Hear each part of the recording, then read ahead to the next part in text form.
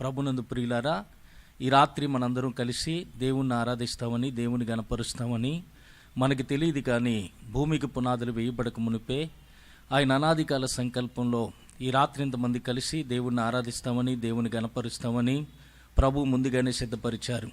ఆయన దయ, ఆయన వాత్సల్యత, ఆయన ప్రేమ మన మీద ఉంది గనుక, ఆయన ప్రణాళికలో మనం ఉన్నాం గనుక ఈ రాత్రి దేవుణ్ణి ఆరాధించేటువంటి భాగ్యాన్ని దేవుడిచ్చాడు. దేవుని సన్నిధికి రావటం, దేవుని మాటలు వినటం, దేవుణ్ణి ఆరాధించటం అనేది దేవాతి దేవుడు మానవుడికి ఇచ్చిన ఒక వరం. దావీదంటాడు, యెహోవా యొద్ద నేను ఒక వరం అడిగి తిని దానిని నేను వెతుకుచూ ఉన్నానన్నాడు. ఏమిట వరం అంటే ఆయన ప్రసన్నతను అనుభవించటానికి, ఆయన వాక్యాన్ని ధ్యానం చేయటానికి, నా జీవితకాలం అంతా నేను యెహోవా మందిరములో నివాసం ఉండగోరుచున్నాను అన్నాడు. ఆ మహాభాగ్యాన్ని, ధన్యతను దేవుడు మనకిచ్చినందుకు దేవుని స్తుతిస్తూ కృతజ్ఞతతో దేవుని మాటలు విందాం. కూడి వచ్చిన మీరందరూ చాలా మంచివారు. యోగ్యత లేని వాడిని, అర్హత లేని వాడిని, రోతలు తిన్న పందికైనా ఇలువ ఉందేమో, కానీ నా బ్రతుకు మాత్రం ఇలువ లేదు. ఇలువలేని నా బ్రతుకు ఇలువనిచ్చి మీ అందరితో కలిసి ఆ మహాదేవుని ఆరాధించే భాగ్యాన్ని యేసయ్య నాకు ఇచ్చిన ఈ జీవితం ఒక వరం. కేవలం 98వ సంవత్సరంలో రామచంద్రపురం నడి రోడ్డు మీద తినటానికి తిండి లేక, కట్టుకోవటానికి వస్త్రం లేక, కాళ్ళకి జోడు లేక అడుక్కున్నటువంటి వ్యక్తిని. అడుక్కున్నానంటున్నాడు, ఇతనికి ఏమీ లేదా అని మీరు అనుకోవచ్చు. 25 లక్షల ఆస్తికి వారసున్నాయి. పెద్ద ఇటుక బట్టి 3 ట్రాక్టర్లు, 12 మంది డ్రైవర్లు, 70 మంది పనివారితో ఎంతో వైభవంగా తురతూగుతూ, రాజకీయంగా తురతూగుతూ, చివరికి చెడుకు బానిసనై, చెడు స్నేహాలు బట్టి ఆస్తి అంతా పాడు చేసుకొని అప్పులు పాలైపోయి, చివరికి వ్యసనాల నుంచి విడుదల పొందలేక బ్రతకూడదు, చనిపోవాలని చెప్పి సావుని ఎతుకుతూ ఉండగా జీవమైన యేసు నన్ను ఎతుక్కుంటూ వచ్చి నా జీవితాన్ని దర్శించి, నా జీవితాన్ని మార్చి, ఆకలి తీర్చి, అప్పులు తీర్చి, సేవకునిగా చేసి మీ ముందుకు పంపించారు. నా జీవితం ఎలాగుండేది, ఏ విధంగా పతనమైంది, ఏ విధంగా ప్రభు తిరిగి నా జీవితాన్ని కట్టారు అనేదే ఈ రాత్రి నేను చెప్పబోయే నా అనుభవ సాక్ష్యం. దయచేసి వినండి. ఎవరిని విమర్శించడానికి, ఎవరిని బాధపరచడానికి ఇక్కడ నిలబడలేదు, కానీ ప్రభు నా జీవితంలో చేసిన అద్భుతాన్ని, ఆశ్చర్యకార్యాన్ని ప్రకటిస్తుండగా శ్రద్ధగలిగి ఆలకించిన వారందరూ కూడా దీవించబడతారు, అందరూ ఆశీర్వదించబడతారు. యేసు ప్రభుని అంగీకరించిన తర్వాత కులాలతో పని లేదు, కానీ మీకు అర్థమవుటకు చెప్తున్నాను. నేను కాపుల కులానికి చెందిన వాడిని. నా పేరు బద్దిరెడ్డి శ్రీనివాసరావు. ఆ ప్రాంతంలో నేను ఇటుక బట్టి వ్యాపారం చేశాను కనుక అందరూ నన్ను బట్టీసీని అని పిలుస్తారు. మా తాత ముత్తాతలు ఎవరు యేసు ప్రభుని అంగీకరించలేదు. విగ్రహారాధన కుటుంబంలో పుట్టిన నేను యేసు ప్రభుని ఎందుకు అంగీకరించాను, ఆ మహాదేవుడు నా జీవితంలో చేసిన అద్భుతం ఏమిటనేది నేను చెప్పబోయే సాక్ష్యం. దయచేసి వినాలని మరొకసారి ప్రభు పేరిట మీకు మనవి చేస్తూ ఉన్నాను. పరిశుద్ధ గ్రంథములో నుండి ఒక వాక్య భాగాన్ని చదువుకుందాం. లోకా శుభవార్త 19వ అధ్యాయము 10వ వచనం. లోకా శుభవార్త 19వ అధ్యాయం 10వ వచనం. నశించిన దానిని వెదకి రక్షించుటకు మనుష్య కుమారుడు వచ్చెనని అతనితో చెప్పెను. నశించిన దానిని వెదకి రక్షించుటకు మనుష్య కుమారుడు వచ్చెనని అతనితో చెప్పెను. ప్రార్థన చేసుకుందాం. మహాపరిశుద్ధుడా, మహోన్నతుడా, జీవము గల తండ్రి, శక్తిమంతుడా, సర్వాధికారి, ప్రేమమూర్తి, పవిత్రమూర్తి, నీ పవిత్రమైన పాదాలకు వందనాలు. నీ ఉన్నత నామానికి స్తోత్రాలు, నీ మహోన్నత నామానికి వందనాలు. బలవంతుడా, బలమిచ్చువాడా, బలపరచువాడా, తోడయుణ్ణి నడిపిస్తున్న దేవా, నీకు స్తోత్రములు నాయన. ఈ ప్రాంతంలో నీ దాసుని ఏర్పాటు చేసుకొని జరిగిస్తున్న సేవ కొరకు స్తోత్రాలు, ఏర్పాటు చేసిన సభల కొరకు స్తోత్రాలు. ఇంతవరకు ప్రార్థన ద్వారా, పాటల ద్వారా, ఆరాధన ద్వారా నీ నామానికి మహిమ తెచ్చుకున్నారు తండ్రి. నిలవబట్టక అర్హత లేని వాడిని నీ ఆత్మ సహాయం కోరుకుంటున్నా దీనుండి తండ్రి, కరుణించి కనికరించి మా అందరితో మీరు మాట్లాడండి. ఆటంకపరిచి, అభ్యంతరాలు పెట్టి, అనాలోచనలు పెడుతున్న ప్రతి విధమైన దెయ్యపు శక్తులను నజరేయుడైన యేసు నామములో బంధిస్తున్నాను. నీ అగ్ని మా చుట్టూ ప్రాకారంగా పెట్టి మహిమ, ఘనత, ప్రభావాలు మీరు మాత్రమే పొందుకోమని నజరేయుడైన యేసయ్య నామములో అడుగుతూ మమ్మల్ని అందరినీ నీ గాయపడిన హస్తాలకు అప్పగిస్తున్నాను పరమ తండ్రి, ఆమేన్. దేవునికి స్తోత్రం. కూడి వచ్చిన మీ అందరికీ మరొకసారి ప్రభు పేరిట వందనాలు తెలియజేస్తున్నాను. చదువుకున్నటువంటి వాక్య భాగము లోకా శుభవార్త 19వ అధ్యాయము 10వ వచనాన్ని మనం చదువుకున్నాం. చదువుకున్న వాక్య భాగంలో యేసుక్రీస్తు ప్రభు ఈ లోకానికి ఎందుకు వచ్చారు అంటే నశించిన దానిని వెదకి రక్షించడానికి వచ్చాడని వాక్యం చెప్తుంది. నశించినది అనగా పాడైపోయిన దాన్ని బాగు చేయటానికి, పతనమైపోయిన దాన్ని లేవనెత్తడానికి, చెదిరిపోయిన దాన్ని సమకూర్చడానికి, అలాగే మూడు బారిన దాన్ని సిగిరింప చేయటానికి యేసయ్య ఈ లోకానికి వచ్చాడు. ఆయన అత్యున్నతమైన సింహాసనం మీద ఆసీనుడై ఉండగా కెరూబులు, శరాపులు అనేటువంటి మహాదూతలు 2 రెక్కలతో కాళ్ళు కప్పుకొని 2 రెక్కలతో కళ్ళు కప్పుకొని 2 రెక్కలతో ఎగురుతూ సైన్యములకు అధిపతికి యెహోవా పరిశుద్ధుడు పరిశుద్ధుడని గాన ప్రతిగానాలు చేస్తూ ఉంటే ఆ ప్రతిగానాలకి పొంగిపోయి ఆ పొగడతలకు పొంగిపోవలసినటువంటి ఆ ప్రభు ఆ మహిమ రాజ్యాన్ని మహాభాగ్యాన్ని విడిచిపెట్టి ఈ మట్టి మానవ లోకానికి ఎందుకు వచ్చారు అంటే నశించిన దానిని వెదకి రక్షించడానికి వచ్చాడని వాక్యం చెప్తుంది. నేను చాలా కాలం కిందట సీరాల అనే ప్రాంతానికి మీటింగ్కి వెళ్ళాను. రాత్రి 2 గంటలకి తిరుమల ఎక్స్ప్రెస్ ఎక్కాను. అతను ఎక్కడి నుంచి వస్తున్నాడో తెలియదు కానీ సీటుకి అడ్డంగా పడుకొని ఉన్నాడు. చాలాసేపు అతన్ని లేపాను. అతను గురక పెట్టుకుని పడుకున్నాడు. సరే ఇంక చోటు లేక అతని కాలు దగ్గర కొంచెం చోటు ఉంటే అక్కడే కూర్చున్నాను. ట్రైన్ మన రాజమండ్రి వచ్చేంత వరకు అతను లేవలేదు. రాజమండ్రి వచ్చి గోదావరి బ్రిడ్జి మీదకి ఎంటర్ అవుతుందనగా అతను లెగిసి కూర్చొని, మాస్టారు ఇది రాజమండ్రేనా అని అడిగాడు. అవునండి అని చెప్పాను.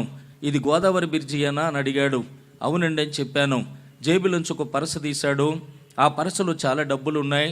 ఆ డబ్బులు మధ్యన ఉన్న ఒక 5 రూపాయల కాసు తీసి తన 2 కళ్ళకి అత్తుకుని నీటల్లో పాడేశాడు. నేను అడిగాను, అదేంటండి డబ్బులు నీటల్లో పాడేశారు అని. నేను దేవుడికి వేశాను అన్నాడు. నీటల్లో పాడేసి దేవుడికి వేశానంటారేంటి మీరు బయలుదేరింది మొదలుకొని ఇంతవరకు అంగవైకల్యం కలిగిన వారు ఎంతోమంది మీ దగ్గరికి వచ్చి ఉంటారు కదా, వాళ్ళకిస్తే కడుపుకి ఏదైనా తిండి కదండి, ఎందుకు నీటల్లో పాడేశారు అంటే మీకు అర్థం కాదా, నేను దేవుడికి వేశాను అన్నాడు. తర్వాత రాజమండ్రి వచ్చింది. అతను దిగి వెళ్ళిపోయాడు, నేను వెళ్ళిపోయాను. అది జరిగిన 2 నెలల తర్వాత రాజమండ్రిలో మీటింగ్ ఉంది, రావాలని నాకు ఫోన్ వచ్చింది. ఎక్కడికి రావాలంటే కోటిపల్లి బస్ స్టాండ్కి రండి, అక్కడి నుంచి మిమ్మల్ని తీసుకెళ్తామన్నారు. కోటిపల్లి బస్ స్టాండ్కి వచ్చాను. అక్కడికి 2 తమ్ముళ్ళు వచ్చి మీటింగ్ ఎక్కడ కదన్నయ్య అన్నారు. మరి ఎక్కడ అంటే కోట్లింగాల రేవుకి వెళ్ళాలన్నారు. కోట్లింగాల రేవుకి వెళ్ళాం. అక్కడ ఇల్లులు అవి పెద్దగా కనపడటం లేదు. ఎక్కడెక్కడ మీటింగ్ అంటే ఎక్కడా కూడా కాదన్నారు. మరి ఎక్కడ అంటే గోదావరి మధ్యలో అన్నారు. గోదావరి మధ్యలో మీటింగ్ ఏంట్రా బాబా, నా లొంక చూస్తుంటే అలా కంగారు పడతాం ఎందుకన్నయ్య, ఒకసారి అలా చూడు అన్నారు. మన కోట్లింగాల రేవులో నిలబడి కొవ్వూరు పట్టణాన్ని చూస్తూ ఉంటే ఆ మధ్యలో ఇసుక పర లాంటిది ఉంది. ఆ ఇసుక పర మీద చిన్న చిన్న ఇల్లులు కట్టుకున్నారు. అక్కడ అందరూ కూడా ప్రభువుని అంగీకరించారు కనుక ఒక చిన్న మందిరాన్ని కట్టారు. ఆ దివికి దీవెన లంక అని పేరు కూడా పెట్టారని విన్నాను. అయితే అక్కడ నుంచి నా క్యాసెట్ ఆలకించి నా సాక్షి వినాలని పడవ మీద నన్ను తీసుకొని వెళ్ళారు. ఆ దివికి వెళ్ళాం. అక్కడ నా సాక్ష్యాన్ని చెప్పాను, కొన్ని దేవుని మాటలు చెప్పాను. తర్వాత వారు నాకు భోజనం పెట్టారు. భోజనం చేస్తూ అడిగాను, మీరందరూ ఏం చేస్తారండి అన్నాను. మేమందరూ చేపలు పడతాం అన్నారు. చెల్లాయిలందరూ ఏం చేస్తారని అడిగాను. ఆ చేపలన్నీ అమ్మేసి మేము డబ్బులు చేస్తామన్నారు. సరే ఆడమగ కష్టపడుతున్నారు, మీకు ఏ లోటు ఉండదు అనుకున్నాను. వారి కడుపును పుట్టిన పిల్లలు కూడా సంపాదిస్తున్నారు. ఎలాగా అంటే స్కూల్ టైం అయిపోయిన తర్వాత కారు టైర్లో ఉన్న సూపులు పట్టుకొచ్చి దాని నిండా గాలి పెట్టి అడ్డంగా ఒక చెక్క లాంటిది వేసి అది పడవ వలె ఆ గోదావరిలో గెంటుకుంటూ వెళ్ళి దానికి ఇంతంత అయస్కాంతాలు తాళ్ళు కట్టి ఆ నీటల్లో పడేసి అది వలలాగినట్లుగా లాగుతుంటే ఆ ట్రైన్ మీద వెళ్ళే వాళ్ళు వేసే చిల్లర డబ్బులన్నీ కూడా అయస్కాంతానికి పట్టుకుంటున్నాయి. అలాగ మొత్తం మీద ఆ చిల్లర డబ్బులన్నీ కూడా కొంతమంది పైకి తెస్తున్నారు. నా ఎదురుగుంట కుర్రాడు, నానోయ్ చాలా డబ్బులు పడ్డాయి అంటున్నాడు. డబ్బులు పట్టమంటారా బాబా నాడు వంక చూస్తే వీడు మా అబ్బాయి అండి, ఈడే కాదు మా పిల్లలందరూ కూడా ఖాళీ టైంలో ఇలా అయస్కాంతాలు వేస్తారు. ఆ ట్రైన్లో వెళ్ళే వాళ్ళు మూఢనమ్మకాలతో దేవుడికి దేవతకని పడేస్తారు కదా, అలా పాడేసే డబ్బులన్నీ కూడా ఇలా పైకి తెస్తారండి అని చెప్పారు. సరే కుటుంబంలో 3 కష్టపడుతున్నారు, మీకు ఏ లోటు ఉండదు అనుకున్నాను. భోజనం చేస్తూనే ఉన్నాను, వాళ్ళతో మాట్లాడుతూనే ఉన్నాను. ఆ పిల్లవాడు పట్టుకెళ్తున్న అయస్కాంతం వైపే పదే పదే నాకు చూడాలి అనిపిస్తుంది. చిన్న చిన్న ఇనుప ముక్కలు ఉన్నాయి, చిల్లర డబ్బులు ఉన్నాయి. ఆ చిల్లర డబ్బుల మధ్యన ఇనుప ముక్కల మధ్యన ఒక 5 రూపాయల కాసు తలతలలాడుతూ, పాస్టర్ గారు నేనెవరో తెలుసా, ఆ రోజు ట్రైన్లో మీ పక్కన కూర్చున్నవాడు పడేశాడు కదా, నన్నే అన్నట్లుగా నాకు అనిపించింది. అయితే అతను దేవుడికి అనుకున్నాడో దేవతకు అనుకున్నాడో నాకు తెలియదు, కానీ నీటల్లో మాత్రం పడేశాడు. పడేసేంత వరకే అతనికి తెలుసు. పడిపోయిన 5 రూపాయల కాసు ఏమైపోయిందో తనకు కూడా తెలియదు. అది నీటిల్లో పడి నీటి అడుగు భాగానికి వెళ్ళి మట్టిలో కూరుకుపోయింది, ఇసుకలో కూరుకుపోయింది. కొంతకాలానికి మట్టిలో మట్టి అయిపోద్ది, ఇసుకలో ఇసుక అయిపోద్ది. మట్టిలో మట్టిలా మారబోతున్న, ఇసుకలో ఇసుకలా మారబోతున్న 5 రూపాయల కాసు దగ్గరికి అయస్కాంతం వెళ్ళి, నిన్ను మట్టిలో మట్టిలా మారనివ్వను, ఇసుకలో ఇసుకలా మారనివ్వను, సమాజంలోనికి తెస్తాను. ఎవరైతే కాదు వద్దు పోని నిన్ను పాడేశారో వాళ్ళే కళ్ళు కద్దుకొని తన జేబులు వేసుకునే ఇలువైన జీవితాన్ని నీకు ఇస్తానని 5 రూపాయల కాసుని అయస్కాంతం ఆకర్షించి బయటికి తెచ్చినట్లుగా పాపం అనే ఊబులో పొరులాడుతున్న మానవుణ్ణి వెదకి రక్షించడానికి ఈ లోకానికి వచ్చిన అసలైన ఇష్కాంతమే నా ప్రభు అయిన యేసుక్రీస్తు. దేవునికి స్తోత్రం. అందుకే ప్రభు చెప్పారు, నా తండ్రి ఆకర్షణ లేనిదే ఎవరు నా యొద్దకు రారు అన్నారు. భక్తుడు అన్నాడు, మమ్మల్ని ఆకర్షించు, మేము నీ యొద్దకు వస్తామని. ఆయన ఆకర్షణ ఉంది కనుక నేటికి నేను బ్రతికున్నాను. ఆయన ఆకర్షణ ఉంది కనుక నా కుటుంబం నేటికి సజీవంగా ఉంది. లేకపోతే మేము ఎప్పుడో చనిపోవాలి, ఎప్పుడో మా కుటుంబం కాలగర్భంలో కలిసిపోవాలి. నాది రామచంద్రపురం మండలం ఏరుపల్లి అనే చిన్న గ్రామం. ఏరుపల్లి గ్రామంలో మాది ఇటుకల బట్టి. మా తాతయ్య గారికి మా అమ్మ మా పిన్ని ఇద్దరు ఆడపిల్లలండి. మగపిల్లలంటే ఆయనకి చాలా ఇష్టం. మగపిల్లలు లేని కారణంగా పుట్టినప్పటి నుంచి కూడా నన్ను అమ్మమ్మ గారి ఇంటి దగ్గర అట్టే పెట్టుకొని చాలా అల్లారముద్దిగా పెంచారు మా తాతయ్య గారు. మా తాతయ్య గారి ఆస్తి 23 గుంచాల చేను, 40 కాసులు బంగారం, కొంత డబ్బు, 4 జతల ఎడ్లు బళ్ళు, పెద్ద ఇటుక బట్టి మాకు ఉండేది. వెల్లా, తాళపాలెం, ఆదివేరుపేట, రామచంద్రపురం అనే గ్రామాల నుంచి 60-70 మంది వరకు వచ్చి మా బట్టీలో మా దగ్గర పనిచేస్తూ ఉండేవారు. మా నాన్నగారిదైతే కోరుకొండ మండలం ఇటికాయలపల్లి అనే గ్రామం. దాదాపు 95 ఎకరాల ఆస్తి మా నాన్నగారికి ఉండేది.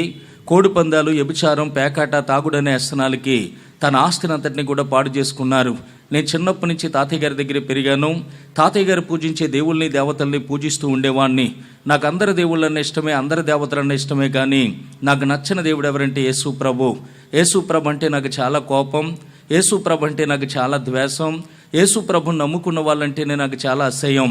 ఎందుకు యేసు ప్రభు అంటే అంత కోపం, ఎందుకు యేసు ప్రభు అంటే అంత ద్వేషం అంటే, ఏ పాస్టర్ గారు ఇలా మీటింగులు పెట్టినా వాళ్ళు చెప్పేటువంటి మొట్టమొదటి మాటలు యేసు ప్రభు ఒక్కడే దేవుడు అంటారండి.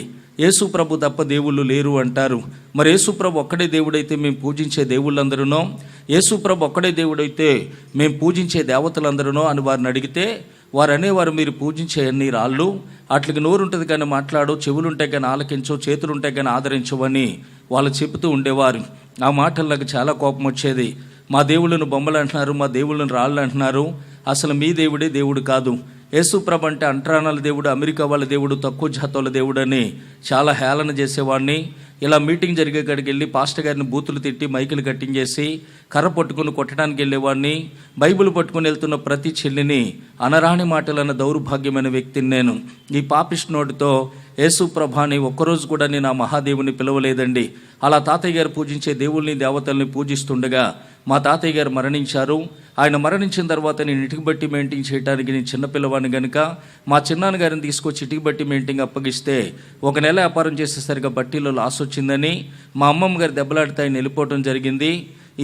ఒకరోజు రాత్రి ఇదే సమయం అప్పుడు మా అమ్మమ్మ గారు నాతో అంటున్నారు, నేను చూస్తే ఆడదాన్ని, నువ్వు చూస్తే చిన్నపిల్లవాడివి, వ్యాపారాన్ని మనం ఎలా చేయగలం, ఎలాగైనా సరే మీ నాన్నగారి దగ్గరికి వెళ్ళి బ్రతిమాలు తీసుకొద్దాం, తన వ్యసనాలన్నీ ఆయనే మానుకుంటాడు, అమ్మ నాన్న చూసుకుంటారులే వ్యాపారాన్ని అని చెప్పినప్పుడు ఉదయాన్నే వెళ్ళి మా నాన్నగారిని బ్రతిమాలి మా యొద్దకు తీసుకొద్దామని అనుకున్నాం.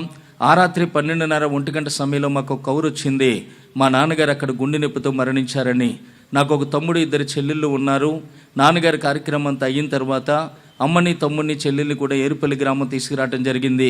మా అమ్మగారు 8వ తరగతి చదువుకున్నారు. ఇటుక బట్టి పద్దులన్నీ కూడా వేసుకుండేది. నన్ను ఒక మేస్త్రి గారి సైకిల్ మీద తీసుకెళ్ళి రామచంద్రపురం ఉన్న తాపీ మేస్త్రులందరికీ పరిచయం చేసి, పలానా సూరణ గారు మనవడండి, ఈ బాబాయిలకు ఆధారవండి, పెద్దవారు ఎవరు లేరండి, ఎలాగైనా సరే వ్యాపారాన్ని మీరు డెవలప్ చేయాలండి అని చెప్పినప్పుడు అక్కడున్న తాపీ మేస్త్రులందరూ ఇటుక వేయించుకొని డబ్బులు పొట్లం కట్టి జాగ్రత్తగా పట్టుకెళ్ళి బాబుని ఇచ్చేవారు. కొంతమంది అయితే డబ్బులు అడిగితే తిట్టేవారు, తాగేసి కొట్టేవారు కూడా. అలా చిన్న వయసులోంచి నేను వ్యాపారం చేస్తున్నాను. మేము రైస్ మిల్ దగ్గర నుంచి ఓక పట్టుకొస్తాం ఇటుక కాల్చడానికి. ఒక దిన నా మిల్లు ఓనర్స్ ఏమన్నారంటే, ఇంక 2 ఏళ్ల బళ్ళకు ఓకే ఇవ్వటం లేదు బాబు, ఏదైనా ట్రాక్టర్ అయినా కొనుక్కోండి, లేకపోతే ట్రాక్టర్ అయినా అద్దెకి తెచ్చుకోండి అని చెప్పినప్పుడు మా దగ్గర ఉన్నటువంటి ఎడ్లు బళ్ళు అమ్మేసి కొంత డబ్బు తీసుకుని 86వ సంవత్సరంలో ఓ ట్రాక్టర్ కొనుక్కోవడం జరిగింది. ఆ ట్రాక్టర్ కొన్నాక నుంచి నేను ఇంకా విగ్రహారాధన చేయటం ప్రారంభించాను. ప్రతి శుక్రవారం ఆ ట్రాక్టర్ కడిగించి పసుపు బట్టలు పెట్టి, నిమ్మకాయలు కట్టి, దండలేసి, కొబ్బరికాయలు దిగదుడుసు కొట్టి ఎన్నో పూజలు చేసి ఆ ట్రాక్టర్ పని మీదకి పంపిస్తుంటే ఆ రోజే టైర్ పేలిపోవటమో, గేర్ బాక్స్ పగిలిపోవటమో, ఎక్కడో చోట బండి ఆగిపోతూ ఉండేది. అలా ఆగిపోయిన బండి రిపేర్ చేయించడానికి రామచంద్రపురం తీసుకెళ్తే కొంతమంది మెకానికల్ నాకు పరిచయం అయ్యారు. వారి ద్వారా ఒక అలవాటు కూడా నాకు పరిచయం అయింది. అతి చిన్న వయసులోనే తాగుడనే వ్యసనానికి నేను బానిసనయ్యాను. ఈ రోజుల్లో చిన్నపిల్లలు వెళ్ళిన బ్యాందీ షాప్ దగ్గర సీసాలు ఇస్తున్నారు, కానీ చిన్నవాడినైనా నాకు ఇచ్చేవారు కాదు. మా బట్టీలో పనిచేసే వ్యక్తి చేత నేను మందు తెప్పించుకుంటే మా అమ్మగారికి తెలిసిపోతుందని బయట ఉన్న వ్యక్తిని పిలిచి అతనికి తాగినంత పోయించి కొన్ని డబ్బులు ఇచ్చి, మొత్తం అంటే ఎలా ఉంటుందో చూద్దాం, తిమ్మిరంటే ఎలా ఉంటుందో చూద్దాం, దాని రుచి ఎలా ఉంటుందో చూద్దామని సరదాగా నువ్వు కాయి తెప్పించుకొని సరదాగా ఒక మూత మందు తాగి కతిమదంతా అతనికి ఇచ్చేసేవాడిని. అలా సరదాగానే మూత మందుతో మొదలుపెట్టిన తాగుడు చివరికి నా జీవితాన్ని తినేసిందండి. ఒక రాత్రి పగలు 3 పులుల వరకు నేను తాగేసేవాడిని. నేను గొప్ప చెప్పటం లేదు, 1600 రూపాయలు ఖరీదు చేసే సీసా కాడి నుంచి 10 రూపాయల బ్యాటరీ సారా దాకా, పనికిమాల సారా దాకా అన్ని రకాలు సొంతంగా తయారు చేయించుకుని తాగినటువంటి దౌర్భాగ్యమైన జీవితం నాది. రోజుకు 13-14 జరదాకిళ్ళు నీళ్ళు నవ్వటం, అర్ధరాత్రి 1 గంట దాకా ఇష్టానుసారంగా తాగి రోడ్డు మీద పడుతున్నానో తెలిసేది కాదు, డ్రైనేజీలో పడుతున్నానో కూడా తెలిసేది కాదండి. అలా పడిపోయి ఉంటే ఎవరైనా మా ఇంటికి వచ్చి మీ అబ్బాయి పలానా చోట పడిపోయారని చెప్తే మా అమ్మ, మా తమ్ముడు, మా చెల్లెళ్ళు రిక్షా తీసుకొని రోడ్డు మీద ఉన్న చెత్తగుట్టలన్నీ ఎత్తుక్కుంటూ వచ్చేవారు. ఏదో చెత్తగుట్ట చాటును పడున్న నన్ను రిక్షాలో వేసుకెళ్ళి స్నానం చేయించి మంచం మీద పడుకోబెట్టి నా మంచం చుట్టూ కూర్చొని ఏడుస్తూ ఉండేవారు. మా అమ్మ అంటే నాకు చాలా ఇష్టం. మా నాన్నగారితో చాలా చిత్రహింసలు అనుభవించింది. నాన్నగారు చనిపోయారన్న బాధలో ఉంది. పిల్లలమైన మమ్మల్నైనా చూసుకొని ఆనందంగా బ్రతుకుదాం అనుకున్న తల్లికి నిరాశ మిగిల్చినటువంటి దౌర్భాగ్యపు కొడుకుని నేను. ఆ రాత్రి మా అమ్మ ఏడుస్తుంటేనే వాడిని నీ మీద ఒట్టమ్మా, చెల్లి మీద ఒట్టమ్మా, తమ్ముడి మీద ఒట్టమ్మా, రేపు నుంచి తాగనమ్మా, ఒబ్బడిగా ఉంటానమ్మా, శుభ్రంగా బ్రతుకుతానమ్మా, నీతిగా ఉంటానమ్మా అని ఆ రాత్రి చాలా ఒట్లేసేవాడిని. పొద్దులేసి స్నానం చేసి దేవుడి దండం పెట్టుకొని బయటికి వెళ్ళేటప్పుడు అనుకునేవాడిని, అమ్మ మీద ఒట్టేశాను కదా, చెల్లి మీద ఒట్టేశాను కదా, తమ్ముడి మీద ఒట్టేశాను కదా, ఈ రోజు నుంచి తాగకూడదు, శుభ్రంగా బ్రతకాలి, నీతిగా ఉండాలని అనుకునేవాడిని. కానీ శుభ్రంగా బ్రతకటం నా వల్ల అయ్యేది కాదండి. కడగబడిన పంది బురదలోకి వెళ్ళినట్లుగా, కుక్క కక్కిని దానికి ఆశించినట్లుగా నా బ్రతుకు మళ్ళా సారా కొట్లంపడి వెళ్తూ ఉండేది.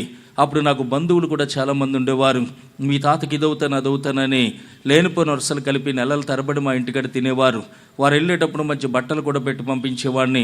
అలాగే నాకు స్నేహితులు కూడా చాలామంది ఉండేవారు.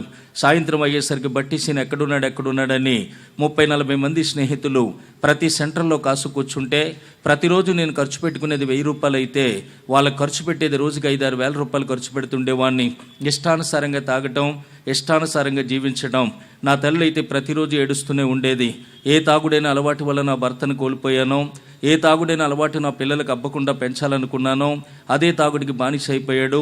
చిన్న వయసులో తాగేస్తున్నాడు, పేగులు తినేస్తుంది, చనిపోతాడు, ఈ బాబు కూడా నాకు దక్కడని, నేను తాగు నుంచి విడుదల పొందాలని, నా కుటుంబం సంతోషంగా ఉండాలని నా తల్లి కనపడిన ప్రతి దేవుడికి మొక్కింది, కనపడిన ప్రతి దేవతకి మొక్కింది, కనపడిన ప్రతి పంతులు గారి కాళ్ళు పట్టుకుంది. వాళ్ళు చేయమన్న పూజలు ఎన్నో చేసింది, వాళ్ళు నొయ్యమన్న నోములు ఎన్నో నోసింది, వాళ్ళు ఇవ్వమన్న దానాలు ఎన్నో ఇచ్చింది, వాళ్ళు ఇచ్చినటువంటి యంత్రాలు ఎన్నో తెచ్చి ఇంట్లో పెట్టింది, వాళ్ళు ఇచ్చినటువంటి రచరేఖలు ఎన్నో తెచ్చి నా మొలను కట్టింది. కానీ నా బ్రతుకులో మాత్రం మార్పు అనేది కనిపించలేదు. అలాగుండగా కొంతమంది మా అమ్మగారికి ఒక సలహానిచ్చారు, పెళ్లి చేస్తే మీ అబ్బాయి మారిపోతాడండి, పెళ్లి చేయండి అని చెప్పినప్పుడు నాకు పెళ్లి చేశారు. ఒక బాబు పాప పుట్టారు, కానీ నా బ్రతుకులో మార్పు అనేది కనిపించలేదు. నా పిల్లలు నాన్న అంటూ వచ్చేవారు. 2 బాబుని ఇలా చేతులు చాపితే దగ్గర దాకా వచ్చి నీ దగ్గర కంపొచ్చేస్తుంది, మాకు వాంతులు అయిపోలే ఉన్నాయని ముక్కు మూసుకొని వెనక్కి వెళ్ళిపోయేవారు. నాకు చాలా బాధ వేసేది. కడుపును పుట్టిన పిల్లలను కూడా ఎత్తుకోలేని బ్రతుకు అయిపోయింది. ఎందుకు ఇలాంటి బ్రతకటం? బ్రతికితే శుభ్రంగా బ్రతకాలి, లేకపోతే సావాలనుకునేవాడిని. కానీ ఆ శుభ్రంగా బ్రతకటం మాత్రం నా వల్ల అయ్యేది కాదు. నా భార్య బిడ్డలను కూడా నేను చాలా చిత్రహింసలు పెట్టాను. అర్ధరాత్రి 1 గంట దాకా తాగి ఇంటికి వెళ్ళి నిద్రపోతున్న నా భార్య మించి పిల్లల మించి ప్రతిరోజు కక్కేస్తుంటే ఇల్లు కడుక్కొని ఒళ్ళు కడుక్కొని మా కర్మ ఇంతేని ఏడ్చిన రోజే తప్ప ఏడని రోజంటూ మా జీవితంలో లేదు. పెళ్ళైనా కానీ పిల్లలు పుట్టినా కానీ నా బ్రతుకులో మార్పు అనేది కనిపించలేదు. అలాగుండగా మరికొంతమంది వచ్చి అన్నారు, అయ్యప్ప స్వామి మాల వేసుకుంటే తాగుడు మానేస్తారండి, అయ్యప్ప మాల వేయించండి మీ అబ్బాయితో అంటే 25,000 ఇచ్చి 2 సంవత్సరాలు నా చేత అయ్యప్ప మాల వేయించింది మా అమ్మ. 2 సంవత్సరాలు అయ్యప్ప మాల వేసుకుని శబరిమల వెళ్ళాను, ఇంకా చాలా యాత్రలు తిరిగాను. ప్రతి యాత్రలో నాకు దేవుడి ఫోటో, దేవత ఫోటో తెచ్చుకొని మా ఇంటికడ పెట్టి నేను పూజలు చేస్తుండేవాడిని. మాల మెల్ల ఉండని చెప్పు చాలా బాగుండేవాడిని. ఆ మాల తీయగానే మళ్ళీ రెట్టింపు తాగేసేవాడిని. మాలలో ఉండగా సీనిస్వామి అని దండాలు పెట్టే వ్యక్తులు తాగేసి పడిపోయి ఉంటే ఏదో బతికింతేని ఉమ్ములు చూసుకుంటూ వెళ్తుండేవారు.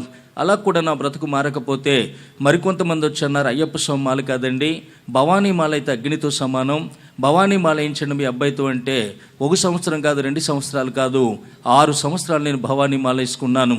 పంతులు గారి దగ్గర మంత్రాలన్నీ నేర్చుకొని నేనే పూజలు చేసేవాడిని.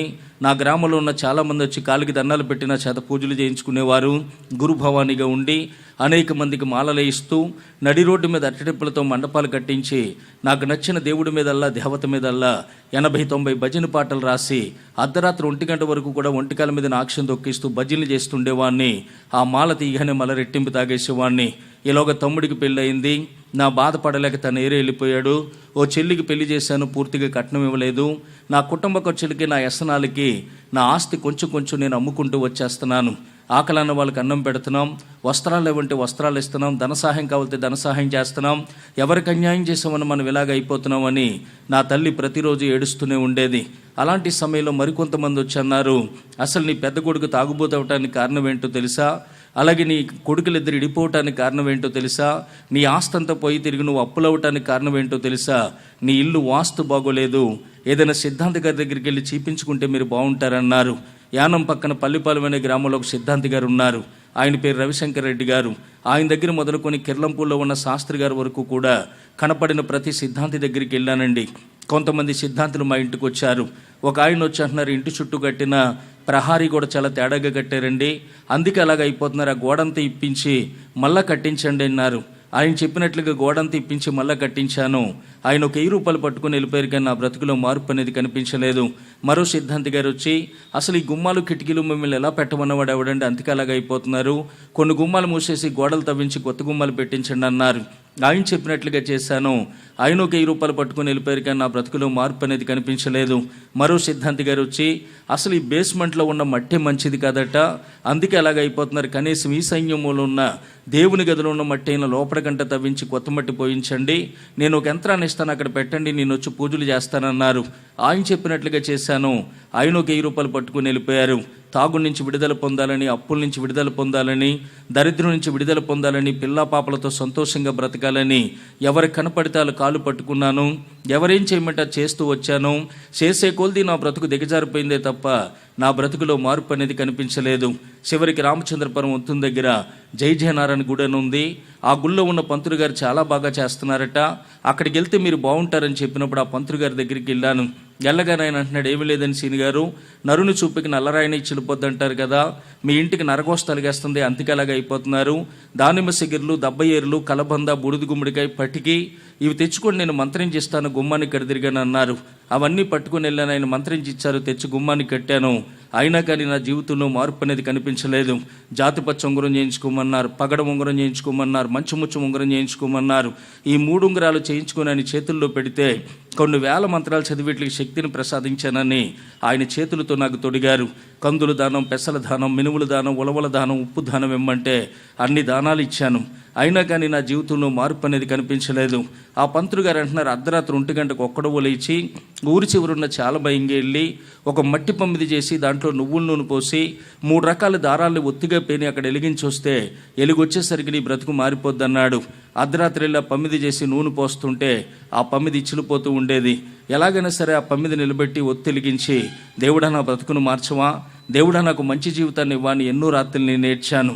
అదే సమయంలో మరి ఆ పంతులు గారి దగ్గరికి వెళ్ళి, ఎందుకు నేను ఇలాగ అయిపోతున్నానండి, నేను మంచోడేనండి, కానీ నేను ఎవరికి అపకారం చేయలేదు, కానీ తాగుడైన అలవాటుకి బానిసనయ్యాను కనుక నా బ్రతికి ఇలాగ అయిపోతుంది, నేను మారనా, నేను బాగుపడినా చెప్పండి అంటే ఆయన అంటున్నాడు, నీ దగ్గర దాయకూడదు బాబు, నీకు నిజాన్ని చెప్తున్నాను నేను, నీకు శని పట్టుకుంది, 7 సంవత్సరాల ఉంటుంది దీని ప్రభావం. శనీశ్వరుడు ఎవరి జీవితంలో ప్రవేశిస్తే వాళ్ళ నాశనం అయిపోతారు. శనీశ్వరుడు యంత్రం అరికాలు మట్టి, మసిబొగ్గులు, పాతమేకులు, నల్లగుడ్డ, ఉప్పు ఇవన్నీ దిగదుడిసి ముందు కాలువలో పాడేసి రమ్మన్నారు. ఇవన్నీ పట్టుకెళ్ళి కాలువలో పాడేసి వచ్చాను. అప్పుడు ఆయన అంటున్నారు, నీకు మంత్రాన్ని నేర్పిస్తాను, నేర్చుకుంటావా అన్నారు. మంత్రాలు ఎందుకండి అంటే, కొన్ని రోజులు తెల్లవారుజాము 4 గంటలకి జమ్మి చెట్టు చుట్టూ తిరుగుతూ 108 సార్లు ఆ మంత్రాన్ని జపించగలిగితే కొన్నాళ్ళకి నీకు మనశ్శాంతి కలుగుతుంది అన్నారు. మీరేం చెప్పినా చేస్తానండి అన్నప్పుడు ఆయన నాకు మంత్రాన్ని నేర్పించారు. కేవలం మీకు అర్థమవుటే కదా నేను చదువుతున్నాను. నీలాంజన సమాపాసం రవిపుత్రం యమాగజం సాయమర్థండ సంభూతం తం నమామి శనీశ్వరం. ఈ మంత్రాన్ని 108 సార్లు చదువుతూ జమ్మి చెట్టు చుట్టూ ఎన్నో రాత్రులు తిరిగాను. ఎన్నో కేజీలు బెల్లం పట్టుకెళ్ళి పానకం కలిపి ఆ చెట్టు మొదలేసి నల్లగుడ్డలు పట్టుకెళ్ళి ఆ చెట్టు కట్టి, దేవుడా నా బ్రతుకును మార్చవా, దేవుడా నాకు మంచి జీవితాన్ని ఇవ్వని ఎన్నో రాత్రులు నేను ఏడ్చాను. అయినా కానీ నా జీవితంలో మార్పు అనేది కనిపించలేదు. అదే సమయంలో రామచంద్రపురం నియోజకవర్గం ఎమ్మెల్యే తోట తిరుమూర్తులు గారు కూడా 5 సంవత్సరాలు నేను తిరిగాను. తోట తిరుమూర్తులు ఆదర్శ మిత్ర మండలి కాపునాడని ఆ నియోజకవర్గంలో ఎమ్మెల్యే గారి ఫోటో మోటార్ సైకిల్ ఎదురు పెట్టుకుని తిరిగిన మొట్టమొదటి వ్యక్తిని నేను. ఆయన నా మీద జాలితో 50,000 రూపాయలు లోన్ ఇప్పిస్తే 30 రోజులు కూడా కాకుండా ఆ డబ్బును కూడా నేను పాడు చేసుకున్నాను. పెద్దలు చెప్పినట్లుగా గుళ్ళు గోపురాలకు తిరిగాను, సిద్ధాంతులు చెప్పినట్టుగా ఇల్లు పీకి పందిరేశాను, పంతులు గారు చెప్పినట్టుగా దాన ధర్మాలు చేశాను. తాగుడి నుంచి విడుదల పొందాలని, అప్పుల నుంచి విడుదల పొందాలని, పిల్లా పాపలతో సంతోషంగా బ్రతకాలని. అయితే ఇవన్నీ చేసి చివరికి 98 జూలై నెల వచ్చేసరికి నా బ్రతుకు ఎలా తయారైందంటే 23 గుంచల అరటి చేను అమ్మేశాను, 40 కాసులు బంగారం అమ్మేశాను, ఇటుక బట్టి అమ్మేశాను, ట్రాక్టర్ అమ్మేశాను, మోటార్ సైకిల్ తాకట్టు పెట్టేశాను, భార్య మెల్ల ఉన్నటువంటి మంగళసూత్రాలతో చుద్ద అమ్మేసి తింటాను గుప్పుడు మెతుకులు కూడా లేకుండా పిల్లలతో రోడ్డు మీద పడ్డానండి. 1,80,000 రూపాయలు అప్పులు అయిపోయాను. అప్పులలో వచ్చి కాలర్ పట్టుకునేవారు. బ్రతుకున్నానండి, మీ అప్పు ఎలాగైనా తీరుస్తానండి అంటే నువ్వు చచ్చిపోరా అడగమనేవారే తప్ప ఏ ఒక్కరూ నా మీద జాలి పడేవారు కాదు. అలాంటి సమయంలో నా పిల్లలు ఇలా కడుపు పట్టుకుని వచ్చి ఆకలేసేస్తుంది నాన్న, కడుపులో పోట్లు వస్తున్నాయి, మాకు అన్నం కావాలని ఏడుస్తుంటే నా కడుపును పుట్టిన పిల్లలకి ఇంత అన్నం పెట్టే దిక్కు నా దగ్గర లేక అలా పైపు దగ్గరికి తీసుకెళ్ళి మంచినీళ్ళు పట్టించేసి పడుకోబెడితే ఆ పిల్లలు ఆకలి కాగలేక ఇలా ఈదులంపడ అన్నాలు తింటున్న వారి గుమ్మాలోనికి వెళ్ళి వాళ్ళ మొక్కలంక చూస్తుంటే చిన్నపిల్లలు కదా, కడుపుడు ఆకలితో ఉన్నారు, ఇప్పుడు మెతుకులు పెడదామన్న తల్లులు ఏమనేవారో తెలుసా? నిన్న వండుకోలేదా, మొన్న వండుకోలేదా, అటు మొన్నైనా వండుకున్నారా లేదా అని హేళన చేశారే తప్ప ఏ ఒక్కరూ నా పసిపిల్లలకి గుప్పుడు మెతుకులు కూడా పెట్టలేదండి.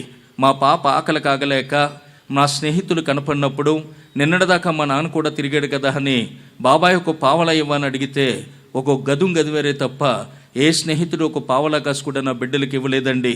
మాకు డబ్బు కావాలని అడగలేదు, బంగారం కావాలని అడగలేదు, కానీ ఇంత అన్నం కావాలని ఏడ్చాం. ఆకలి బాధ ఎలా ఉంటుందో నాకు బాగా తెలుసు. పెద్దవాడినైనా నేనే ఆకలి కాగలేక కడుపులో పోట్లు వచ్చి కళ్ళు తిరిగిపోతుంటే చచ్చిపోతానేమని భయపడి మధ్యాహ్నం 12:30 1 గంట సమయానికి ఎవరింటికైనా వెళ్తే వాళ్ళ అరుగు మీద కూర్చుంటే కొంచెం అన్నం పెడతారు కదా అని ఇళ్ళ అరుగు మీద కూర్చుంటే తినేసే వచ్చుంటాళ్లే అన్నారే తప్ప తింటావా అని అడిగేవారు ఒక్కరూ కనిపించలేదు. కేవలం తాగుడైన అలవాటికి బానిసనయ్యాను గనుక నా పిల్లల బ్రతుకు ఎలా తయారైందంటే చిన్న చిన్న పిల్లలు జంతికలు కొనుక్కొని వాళ్ళు తింటున్నప్పుడు ఇంతంత ముక్కలు అలా కింద రాలిపోయి మట్టిలో తొక్కి వెళ్ళిపోయిన తర్వాత నా పిల్లలు వెళ్ళి ఆ మట్టిలో ఉన్న ముక్కలు తీసుకుని తినే స్థితి నా పిల్లలకు వచ్చింది. ఇక మా అమ్మమ్మ అయితే 70 మంది ఓనర్లు అయి 70 మంది చేత పని చేయించుకునేటువంటి నా తల్లి చేట పట్టుకుని చేల్లో వడ్లేరుకోవటానికి బయలుదేరారండి. ఆ చేలో ఉన్న పచ్చివడ్లన్నీ తెచ్చుకొని గబగబ దంచి అన్నం వండి పిల్లలకు పెడదాం కదా అని దంచుతుంటే ఆ పచ్చొడ్లు బొండాలొడ్లన్నీ పిండి అయిపోతే నూకలు మాత్రం మిగిలితే ఉప్పుని చేసి ఆ పిల్లలకు పెట్టి అలాగే పస్తులు ఉండేవారు. అలాంటి సమయంలో ఎవరూ మా దగ్గరికి వచ్చేవారు కాదు, ఎవరూ మాతో మాట్లాడేవారు కాదు. కనీసం ఈ కేజీ బియ్యం పట్టుకెళ్ళి పిల్లలకైనా వండి పెట్టండి అన్నవారు ఒక్కరూ కూడా కనిపించలేదు. మాకు చాలా భయం వేసేది. ఏమైపోతామో తెలియలేని అయోమయ స్థితి, ఎక్కడికి వెళ్ళాలో తెలియదు, నా బాధ ఎవరితో చెప్పాలో తెలియదు. అప్పుడు అనుకున్నాను, నాకు బంధువులు ఉన్నారు కదా, వాళ్ళని చాలా బాగా చూశాను కదా, వాళ్ళ ఇంటికి వెళితే 4 గుంచాలు బియ్యం ఇస్తారేమో తెచ్చుకుందామని బంధువుల ఇంటికి వెళ్ళాను. ఈది సుతను చూసి తలుపులు వేసుకునే బంధువులు కొంతమంది అయితే అన్నీ అయిపోయాక వచ్చావా, మేము బయటికి వెళ్తున్నాం, మరి మేము వచ్చేదాకా ఉంటావా వెళ్ళిపోతావా అన్నవారు మరికొంతమంది. సిగ్గు విడిచి రాత్రి చెప్తున్నాను, 4 గుంచాలు బియ్యం ఇస్తారని కాదు, కానీ 4 రోజులు పెట్టి అన్నం లేక కళ్ళు తిరిగిపోయి కడుపులో పోట్లు వస్తుంటే ఇంత అన్నం పెట్టి ఒక 10 రూపాయలు నాకు బస్తార్చి ఇస్తే మళ్ళీ మా ఇంటికి వెళ్ళిపోదామని వాళ్ళ మొక్కలంకు చూస్తుంటే గ్లాసుడు మంచినీళ్ళు కూడా ఇవ్వకుండా పంపించేశారు. కడుపుకు అన్నం లేక, కాళ్ళకు జోడు లేక, బస్ ఎక్కడానికి డబ్బులు లేక పిచ్చోడుకుని తిరిగిన రోజులు నా జీవితంలో చాలా ఉన్నాయి. అలాంటి సమయంలో నా పిల్లలిద్దరూ కంచాలు పట్టుకొని ఈదులంపడ అడుక్కోవటం ప్రారంభించారు. మందన కన్నట్టుకనే సూరు మీద వదిలేశారు. ఇలా మొక్కలకి సిగ్గెండ పెట్టలేదు దేవుడు అంటుంటే ఆ మాటలు భరించలేక పిల్లలను కొట్టుకుంటూ తీసుకొచ్చి గదిలో పెట్టి తలుపేసి మీకు దండం పెడతానమ్మా, మన పరువు పోతుందమ్మా, ఎవరింటికి వెళ్ళొద్దన్నమ్మా అంటే వాళ్ళు అనేవారు, నిన్న తినలేదు మొన్న తినలేదు, ఎంత ఆకలేస్తుందో తెలుసా, అన్నం లేకపోతే చచ్చిపోతాం కదా నాన్న అంటే వాళ్ళని ఎలా ఓదార్చాలో కూడా నాకు అర్థమయ్యేది కాదండి. అలాంటి సమయంలో కూడా నేను తాగుడు మానలేదు. ఇష్టానుసారంగా తాగి ఇష్టానుసారంగా జీవించేవాడిని. తినటానికి తిండి లేదంటున్నాడు, బస్ ఎక్కడానికి డబ్బులు లేవంటున్నాడు, తాగటానికి ఎలాగొచ్చిన ఇతనికని మీకు అనుమానం రావచ్చు. అడుక్కోవటం ప్రారంభించాను.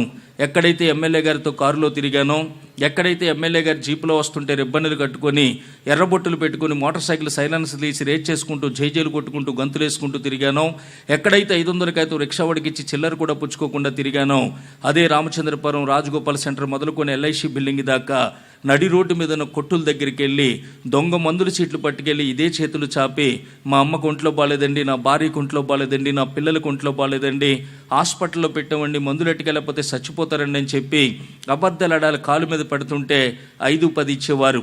అవి పట్టుకుని వెళ్ళి తాగేసేవాడిని. అలాగుండగా అడుక్కోవటం కూడా వచ్చేసింది. కనపడిన ప్రతి వారంగా చేయి చాపుతుంటే, వాళ్ళ సైకిల్ మీద వెళ్తూ చిల్లర డబ్బులు గెరేస్తుంటే ఆ సైకిల్ వెనక పరిగెత్తుకుని వెళ్ళి చిల్లరంతా ఏరుకుని తాగేసేవాడిని. బట్టి సీనాన్ని ఎలాగైపోయాడంటారని కొంతమంది, ఏదో బతికిన తీడి చరిత్ర అయిపోయిందన్న వారు మరికొంతమంది. 2000 ఉంటే గంటను ఆరిపేసే నాకు ₹2 కాసు డ్రైనేజీలో పడితే రోజంతా ఎతికే స్థితి నా జీవితంలో వచ్చింది. అయినా సరే నేను ఏమాత్రం సిగ్గుపడేవాడిని కాదు. తాగుడు కోసం ఏది చేయటాకైనా సిద్ధపడేవాడిని. ఎందుకంటే నేను పూర్తిగా తాగుడికి బానిసనైపోయాను. నేను ఎంత తాగుబోతున్నా మరో మాట చెప్తున్నాను. మా పాపకు 3వ సంవత్సరం వయసు అప్పుడు వాళ్ళ అమ్మమ్మ గారు చిన్న చిన్న రింగులు కుట్టిస్తే 2 చెవులు పుళ్ళు పడిపోయినాయి. ఇంకా రక్తపు చుక్కలు కారటానికి సిద్ధంగా ఉన్నాయి. ఆ రోజు ఇల్లంతా తిరిగేశాను. ఎక్కడ నాకు ₹10 కూడా దొరకలేదు. ఏం చేయాలో తెలియక మా పాపను ఎత్తుకుని ముద్దులాడుతుంటే, తాగుబోతుడికి ఇప్పుడు జ్ఞాపకం వచ్చినట్టుంది కూతురని కొంతమంది, తాగుబోతుడైతే మాత్రం మనిషి కదా, తనే మారతాలని కొంతమంది అనుకుంటూ లోపలికి వెళ్ళిపోయారు. వాళ్ళ లోపలికి వెళ్ళేంత వరకే కపటమైన ముద్దులు నా కూతురికి పెట్టాను. వాళ్ళ లోపలికి వెళ్ళేంత వరకు బజ్జాల మీద ఎత్తుకుని ఆడించాను. అలా లోపలికి వెళ్ళగానే మా పాపని ఇలా గోడ పక్కకి తీసుకొచ్చి ఆ చెవుకున్న రింగ్ ఇప్పుకొని వెళ్ళిపోదామని అది ఇప్పుతుంటే దగ్గరికి సుట్టేసున్న దాని మీద అది ఎంత తిప్పినా కానీ రావటం లేదండి. అలా చెవు పట్టుకుంటే చాలా రక్తం బుడబుడా కారిపోతుంది. అది ఆడవటం ప్రారంభించింది. ఏడిస్తే ఏడు పాలకించి ఎవరైనా వస్తారేమో పట్టుకెళ్ళటకుండదని ఏడుస్తున్న పిల్ల నోరు నొక్కి ఒక్కలాగులాగానండి. బుడబుడా రక్తం కారిపోతుంటే మా నాన్న నన్ను చంపేస్తున్నాడని ఏడుస్తుంటే జనమందరూ వచ్చి ఉమ్ములుస్తూ అసహ్యంగా మాట్లాడుతూ ఉన్నారు. ఆ పాప ఇలా చేతులు జోడించి నీకు దండం పెడతానన్నా, నీ కాలు పట్టుకుంటానన్నా, చచ్చిపోయేలాగున్నా నాన్న అని పారిపోతుంటే కన్న కూతురిని కానీ పసిపిల్లని కానీ చూడకుండా ఇదే చేత్తో గోడను పెట్టి నొక్కి ఆ 2వ చెవిది కూడా లాక్కున్నట్టుకెళ్ళిపోయి అమ్మేసి తాగేసిన కసాయి తండ్రినండి నేను. నాలాంటి బ్రతికి ఒక్కరికి రాకూడదు. రామచంద్రపురం పాత బస్ స్టాండ్లో దేవి లాడ్జింగ్ అని ఉంది. అందులో 2 వ్యక్తులు కాయ కొనుక్కొని గ్లాసులో పోసుకొని కొంచెం తాగాలి మాట్లాడుకుంటూ ఉంటే ఆ మైంగెళ్ళి ఎంగిలి మందు కూడా తాగేసి వచ్చేసేవాడిని. ఆ బల్లలు తుడిసే వ్యక్తికి ₹10 ఇస్తే నమస్కారం సీని గారు అనేవాడు. ఏ వ్యక్తి అయితే నమస్కారం పెట్టాడో, ఏ వ్యక్తి అయితే నేను ఇచ్చే ₹10 కోసం చూశాడో అదే వ్యక్తి ఎంగిలి మందు తాగేస్తుంటే మెడకి రుమాలేసి లాక్కొచ్చి కాలుతో తన్ని బయటికి గెంటేశాడు. ఆ మెట్టెల మీద చాలా రోడ్డు మీద పడిపోతే నా డబ్బుతో బాగుపడిన నా స్నేహితులు, నా ఇంటికాడ తిని నా ట్రాక్టర్లు అద్దెకి తిప్పుకొని నా ఇటుకు పట్టుకెళ్ళి అమ్ముకొని బాగుపడిన నా స్నేహితులు అనబడిన వారు ఆ బారులోకి వెళుతూ వీడి బట్టి సీనేనా, వీడి బతికింతే అని తన కాలుతో తన్ని తిరిగేసి నా మెంచి దాటుకుంటే వెళ్ళిపోయారే తప్ప ఏ ఒక్కడు గుక్కడి నీళ్లు కూడా తెచ్చి నా ముఖాన్ని కొట్టలేదండి. అంత దరిద్రం నేను అనుభవించాను. అంతగా నేను పాడైపోయాను. ఒకరోజు ఉదయాన్నే ఒంటి మీద చొక్కా కూడా లేకుండా రోడ్డు రంపుడు ఒక పిచ్చోడు కింద వెళ్ళిపోతుంటే నా బట్టి స్థలం కొనుక్కున్న వ్యక్తి కమ్మవారి సావరాన్ని పల్ల తిరుమూర్తులు గారని ఆయన నా దగ్గరికి వచ్చారు. నేను అమ్మేసిన బట్టి స్థలంలో ఖాళీ కాలేనటువంటి పాతిటికి 2000 ఇటుకి నాది ఉండిపోయింది.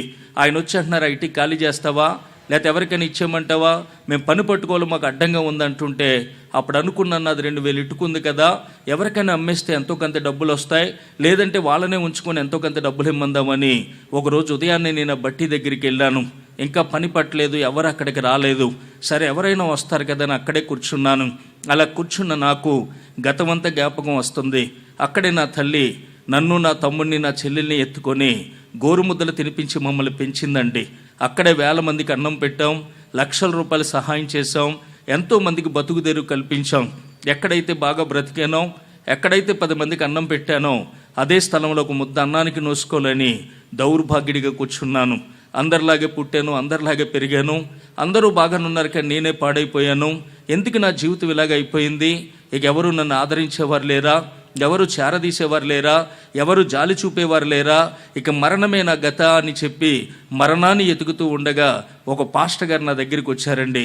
ఆ పాస్టర్ గారు వచ్చారన్నారు, యేసుప్రభు గుడికి ఇటుకి కావాలి బాబు, ఇస్తావా అని అడిగారు. యేసుప్రభు అంటే నాకు ఇష్టమేనండి, కానుకలు అవి ఇస్తానండి దేవుడి కంటే. ఆయన అంటున్నారు, నీ కానుకలు కాదు కావాల్సింది, నీ హృదయాన్ని ప్రభువుకి అన్నారు. యేసుప్రభు అంటే ఎవరనుకుంటున్నావు? ఈ భూమి ఆకాశాలు కలగజేసిన దేవుడు. ఓ తల్లిలా మనల్ని కన్నాడు, తండ్రిలా పెంచుతున్నాడు. అటువంటి దేవుడిని కాదనుకొని కర్మ మనం తెచ్చుకుంటున్నాం. ఈ మాటలు నీతో చెప్పే నేను పుట్టుకతో క్రైస్తవుని కాదు, విగ్రహారాధికుని, శివభక్తుణ్ణి. నా ఒళ్ళంతా శర్మ యాద వచ్చేసింది, నా భార్యకు పిస్టుల యాద వచ్చింది, నా కుమార్తె గుండెల్లో నొప్పి వచ్చేది. ₹1,000 ఖర్చు పెట్టాను, ఎన్నో మందులు వాడాను, ఎంతోమంది డాక్టర్లు సంప్రదించాను, కానీ ఎక్కడా తగ్గలేదు. కానీ యేసు ప్రభు నా రక్షకుడిగా చేసుకున్న తర్వాత నా శర్మ యాద అంతా తగ్గిపోయింది, నా భార్యకు పిస్టుల యాద తగ్గిపోయింది, నా కుమార్తె గుండెల్లో నొప్పి రావడం తగ్గిపోయింది. యేసు ప్రభు గొప్ప దేవుడు, ఘనమైన దేవుడు, శక్తిమంతుడు, పాడైపోయిన జీవితాల్ని బాగు చేసే దేవుడు. నజరేయుడని యేసు ఒక్కడే. నువ్వు నిరాశలో ఉన్నావని, బాధల్లో ఉన్నావని నాకు అర్థమవుతుంది. యేసు ప్రభువారిని ఆరాధించడం మొదలుపెట్టని యేసు ప్రభుని గురించిన మాటలు నాతో చెప్పడం ప్రారంభించారు. అందులో ఒక మాట నా హృదయాన్ని బలంగా తాకింది. ఒక ఆలోచన నాకు వస్తుంది. ఒక తల్లి నవమాసాలు మోసి తన చనిపోయే స్థితిలో బిడ్డకి జన్మనిస్తుంది. వాడి సర్వసుఖాన్ని విడిచి ఆ బిడ్డను పెంచి పెద్ద చేస్తే వాడు పెద్దవాడయ్యాక తల్లిని తనటానికి సిద్ధపడుతున్నాడు. అలాగే నన్ను కన్న దేవుడు కాదని కోటాలు పెడుతున్న పాస్టర్ గారిని బూతులు తిట్టి మైకులు కట్టించేసి బైబిల్ పట్టుకుని వెళ్తున్న ప్రతి చెల్లిని అనరాని మాటలని, చివరికి తింటానికి గుప్పుడు మెతుకులు కూడా లేకుండా ఇంత భయంకరమైన శాపానికి గురయ్యానా అని ఆ రాత్రి చాలా ఏడ్చాను. ఆ రోజు నుంచి విగ్రహారాధన చేయటం మానేశాను. తాగుడు మాత్రం మానలేదండి. ఆ పాస్టర్ గారు మళ్ళీ ఛానల్ వరకు నాకు కనిపించలేదు. నేను ఈ రోడ్డు రంపడి వెళ్తుంటే నా స్నేహితులు అనబడిన వారు పక్క రోడ్డు రంపడి వెళ్ళిపోయేవారే తప్ప ఎవరు నాతో మాట్లాడేవారు కాదు. కళ్ళు మూసుకుంటే చాలు నా పిల్లలు బస్టాండ్ రంపడి వెళ్ళి మా అమ్మ నాన్న చచ్చిపోయారండి, మాకేమైనా సహాయం చేయండి అని అడుక్కున్నట్టుగా నాకు అనిపించేది. కళ్ళు మూసుకుంటే చాలు మా అమ్మమ్మ ఆ ఇంటికి వెళ్ళి మీరు మాకు డబ్బులు ఇవ్వక్కర్లు వద్దండి, కొంచెం అన్నం పెడితే చాలు మీ ఇంటి పని అంతా మేమే చేస్తామన్నట్టు కనిపించేది. ఆ వేదన భరించలేక, బాధ భరించలేక పువ్వులు అమ్మిడి ఇక్కడ పుల్లలు అమ్మలేం. ఎంతోమంది నా దగ్గర బ్రతికినప్పుడు నేనెవరి దగ్గరికి వెళ్ళి పని చేయగలను? నాలాంటి వ్యక్తి బతకూడదు, చనిపోవాలని నిర్ణయించుకున్నాను. 98 జూలై 16 లక్షవారం రాత్రి. ఈ రాత్రితో బట్టిసిన చరిత్ర అయిపోయింది. ఏదైనా తాగి చనిపోదాం అనుకుంటే నా మనసు అంటుంది, నువ్వు చనిపోతే నీ కుటుంబం అంతా అనాథలు అయిపోతారు కదా అంటుందండి. అయితే వాళ్ళకి ఏదైనా ఇష్టం ఇచ్చి చంపేసి తర్వాత నేను చనిపోదాం అనుకున్నాను. వాళ్ళని చంపే ముందైనా కడుపుడు ఆకలితో ఉన్నారు, ఇప్పుడు మెతుకులు పెడతావా అన్న మనసు హెచ్చరిస్తుంటే రాత్రి 9 గంటలకు నేను రామచంద్రపురం వెళ్ళాను. ఓ ఫ్రెండ్ కనపడితే ఒక ₹50 ఇవ్వరా అంటే ఆడు ఎకిలితనంగా చూసి నవ్వుతున్నాడు. అలా కాదురాని అందరిలో ఆడి కాళ్ళు పట్టుకొని అరగంట సేపు బ్రతిమాలితే ₹50 ఇచ్చాడు. 50 నా చేతికి వచ్చేంత వరకే నా భార్య ఆకలి, నా పిల్లల ఆకలి నాకు కనిపించింది. 50 నా చేతికి రాగానే నాకు మరలా బ్యాందీ షాపే కనపడుతుందండి. పుల్లిగా తాగి రాత్రి 1 గంటకి ఇంటికి వెళ్ళాను. ఎక్కడోళ్ళు అక్కడ పడిపోయి ఉన్నారు. నాకంటే ముందు చనిపోయారు అనుకుంటే మా కర్మ ఇంతే నేడుస్తున్నారు. నా మనసు రకరకాల ప్రశ్నలు నన్ను నేస్తుంది. ఈ ఒక్క రాత్రైనా తాగుడు మానేలకు అన్నం పెట్టలేనోడివి, ఇలాను చంపే హక్కు ఎవరిచ్చారు నీకన్నా మనసు హెచ్చరిస్తుంటే ఇలాను సంపన కానీ నేనే చనిపోతానని లెగిసా గదిలోంచి ఇలా బయటకు వచ్చేస్తున్నాను. నేను ఆ యాత్రలు తెచ్చిపెట్టుకున్న దేవుళ్ళు దేవతలు అనబడిన వారు దాదాపు 23 ఫోటోలు, ఇంత ఎత్తు ఫోటోలు మా కట్టకట్టాల్లో వరుసగా ఉన్నాయి. వారందరూ నా వంక జాలిగా చూస్తున్నట్టు కనిపించింది. ప్రతి ఫోటో దగ్గరికి వెళ్ళాను. నీ కొండకి ఎన్నిసార్లు వచ్చాను, ఇన్ని మాలలు వేసాను, నిన్ను మంత్రాలు చదివాను, నిన్ను పాటలు పాడాను, నిన్ను మండపాలు పెట్టాను, అయినా నా జీవితం పతనం అయిపోతే ఇవన్నీ కూడా చూస్తూనే ఉన్నారని చెప్పి నేను అందరినీ కూడా కనీసం నా కుటుంబానికైనా ఇప్పుడు మెతికిలు పెడతారా, నా పిల్లలైనా జారదీస్తారా అని ఏడ్చి ఆ తాగిన తిమ్మిరిలో అక్కడే పడిపోయాను. అలా పడిపోయిన నా దగ్గరికి ఎవ్వరూ రాలేదు. కానీ ఒక పెద్ద ఆయన వచ్చారు. పడున్న నా తల పట్టుకొని ఆయన ఒళ్ళో పెట్టుకుని ఇలా ఆవుస్ఫోటమే చేయి పెట్టి ఆయన అంటున్నాడు, యేసుప్రభు అంటే నిజమైన దేవుడని నీ హృదయంలో అనుకుంటున్నావు కదా బాబు, చర్చికి ఎందుకు వెళ్ళట్లేదని అడిగారు. తుళ్ళుబడి పైకి లేచాను. 3:30-4 అవుతుంది సమయం. ఆ రాత్రి ఏం జరిగిందో ఈ రాత్రికి నేను ఊహించలేను, దాన్ని వర్ణించలేను. చుట్టుపక్కల చూస్తుంటే ఎవరూ నాకు కనపట్టలేదు. కానీ బలమైన కార్యం ఆ రాత్రి నా జీవితంలో జరిగింది. అంతవరకు నేను తాగేసి ఉన్నాను. నా నోరు కూడా వాసన అనిపించట్లేదు. అప్పటి వరకు చనిపోదాం అనుకున్న నా ఆలోచనే నాకు లేదు. కానీ బ్రతకాలన్న ఆశ, ఎప్పుడెళ్ళకి వస్తుందో చర్చికి వెళ్ళి పాస్టర్ గారి చేత ప్రార్థన చేయించుకుందామన్న ఆశ నా హృదయంలో బయలుదేరింది. దేవునికి స్తోత్రం. ఉదయాన్నే లేచి నా గిటికి బట్టి దగ్గరికి వచ్చి యేసుప్రభు మాటలు చెప్పిన పాస్టర్ గారు ఉన్నారు కదా, అక్కడికి వెళ్ళాలని చెప్పి నిర్ణయించుకున్నాను. ₹4 సిటీ బస్ టికెట్టు, 40 పైసలు కూడా నా దగ్గర లేవండి. ఓ ఫ్రెండ్ దగ్గరికి వెళ్ళి నన్ను ఒకసారి యేసుప్రభు గుడికి తీసుకెళ్ళరా, గుళ్ళో అడుగు పెడితే పాస్టర్ గారు నా కోసం ప్రార్థన చేస్తే నా బ్రతుకు మారుతుందిరా అంటే, నువ్వు నల్లబట్టలు అంటే నల్లబట్టలేసాం, ఎర్రబట్టలు అంటే ఎర్రబట్టలేసాం, సిద్ధాంతాలు అన్నావు, మంత్రాలు అన్నావు, యంత్రాలు అన్నావు, ఏది నీ బ్రతుకును మార్చలేదు. కానీ యేసుప్రభు మారుస్తాడా? నీలాంటాడు చనిపోవటమే తప్ప నీ బ్రతుకు మారదురా అన్నాడండి. అలా కదరా, నన్ను ఒక్కసారి తీసుకెళ్ళరా, గుళ్ళో అడుగు పెడితే సేవకుడు నా కోసం ప్రార్థన చేస్తే నా బ్రతుకు మారుతుందిరా ఏడ్చినప్పుడు అతను నన్ను తీసుకొని వెళ్ళాడు. అతను ఏరుపల్లి పంచాయతీ బోర్డు వైస్ ప్రెసిడెంట్గా, ఎన్సార్జి ప్రెసిడెంట్గా చేశాడు. అతనికి డిస్ ఉంది, దేవు గోవింద నరసింహరాయలు అతని పేరు. అతను నన్ను తీసుకొని వెళ్ళినప్పుడు ఇద్దరం కూడా అలా రోడ్డు మీద బస్ దిగి ఇలా చర్చిలో అడుగు పెడుతున్నాం. యేసు ప్రభుని ఎలా ప్రార్థిస్తారో, ఎలా ఆరాధన చేస్తారో నాకు తెలియదు, కానీ ఏడుస్తూ ఒకే మాట అన్నాను, యేసయ్యా, ఎంతో మందిని నమ్మి నేను మోసపోయాను తండ్రి, చివరికి నీ దగ్గరికి వస్తున్నాను, నా చేతులు ఇడిచిపెట్టక ప్రభు అని ఏడుస్తూ నేను ఆ చర్చిలో అడుగు పెట్టాను. ఆ పాస్టర్ గారు నాకు ఎదురైనప్పుడు నమస్కారం అండి అంటే తిరిగి నమస్కారం కూడా పెట్టకుండా కౌగిలించికి తీసుకెళ్ళి కడుపు నిండా ముందు అన్నం పెట్టారండి. అన్నం తిన్న తర్వాత ఆయన అంటున్నారు, ఏం జరిగింది బాబు, అలాగున్నవి నీ కోసం ప్రార్థన చేస్తాను చెప్పినప్పుడు ఏం చెప్పనండి, ఆస్తి అంతా పోయింది, 1,80,000 అప్పులైపోయాను, అప్పులను చూస్తే కాలరు పట్టు కొడుతున్నారు, పెద్ద చెల్లికి 40 ఏళ్ళు కట్నం ఇవ్వలేదని కాపురం వదిలేస్తానని కౌరు పంపుతున్నారు, చిన్న చెల్లికి పెళ్లి చేయలేదని హేళన చేస్తున్నారు, ఏం చేయాలో తెలియదు, ఎలా బ్రతకాలో తెలియదు, నాకైతే మీరు అన్నం పెట్టారు కానీ 4 రోజులు పెట్టి ఇంటికాడ అలాగే పస్తులు ఉన్నారండి, మీరు ప్రార్థన చేస్తే మేము చచ్చిపోదాం అనుకుంటున్నానండి అంటే ఆయన అంటున్నాడు, నువ్వు జీవము గల దేవుడి దగ్గరికి వచ్చావు, నా యొద్దకు వచ్చి వాడిని ఎంత మాత్రము తోసివేయనంటున్నాడు, నాకు అసాధ్యమైనది ఏదైనా కలదా అంటున్నాడు, ఈ భూమికి ఆకాశానికి మహారాజైన దేవుడు నీ దరిద్రాన్నంతటిని తీసేస్తాడు, కనురెప్ప పాటలో మబ్బు తొలగినట్లుగా నీ అప్పులన్నీ తొలగించి నీకు ఒక ఉన్నతమైన స్థానాన్ని ఇవ్వటానికి ఆయన ఒక్కడే సమర్థుడని యేసయ్యను గురించిన మాటలు చెప్పి ప్రార్థన చేసి 3 గుంచాల బియ్యం మాకిస్తే ఆ రాత్రి ఇంటికి వెళ్ళి మేము అందరం కడుపు నిండా అన్నం తిన్నామండి. దేవునికి స్తోత్రం. 16వ తారీఖు రాత్రి దేవుడు నాతో మాట్లాడాడు. 17వ తారీఖు నేను చర్చికి వెళ్ళాను. 18వ తారీఖు అనగా యేసు ప్రభుని ఎరిగిన 3వ రోజే ఆ పాస్టర్ గారు మా ఇంటికి వచ్చారు.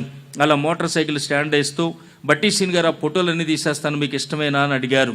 ఎందుకు ఈ పాస్టర్ గారులు అందరూ మా దేవుళ్ళను బొమ్మలు అంటారు, అందుకే కదా నా కోపం, ఈయన మళ్ళా వచ్చి ఇలా అంటారు ఏంటని నాకు చాలా కోపం వచ్చింది. అయితే నాకు ఒక ఆలోచన వస్తుంది, నాకే కాదు నేను పడిన బాధ, నేను అనుభవించిన కష్టం, నేను భరించిన దరిద్రత ఎవరైతే పడతారో అందరికీ అది ఆలోచన వస్తుంది. చిన్నప్పటి నుంచి దేవుళ్ళు దేవతలని పెట్టి పూజించాను, ఆరాధించాను, చివరికి నా జీవితం పతనం అయిపోతే చూస్తూ ఉన్నారే తప్ప ఎవరు ఆదుకోలేదు.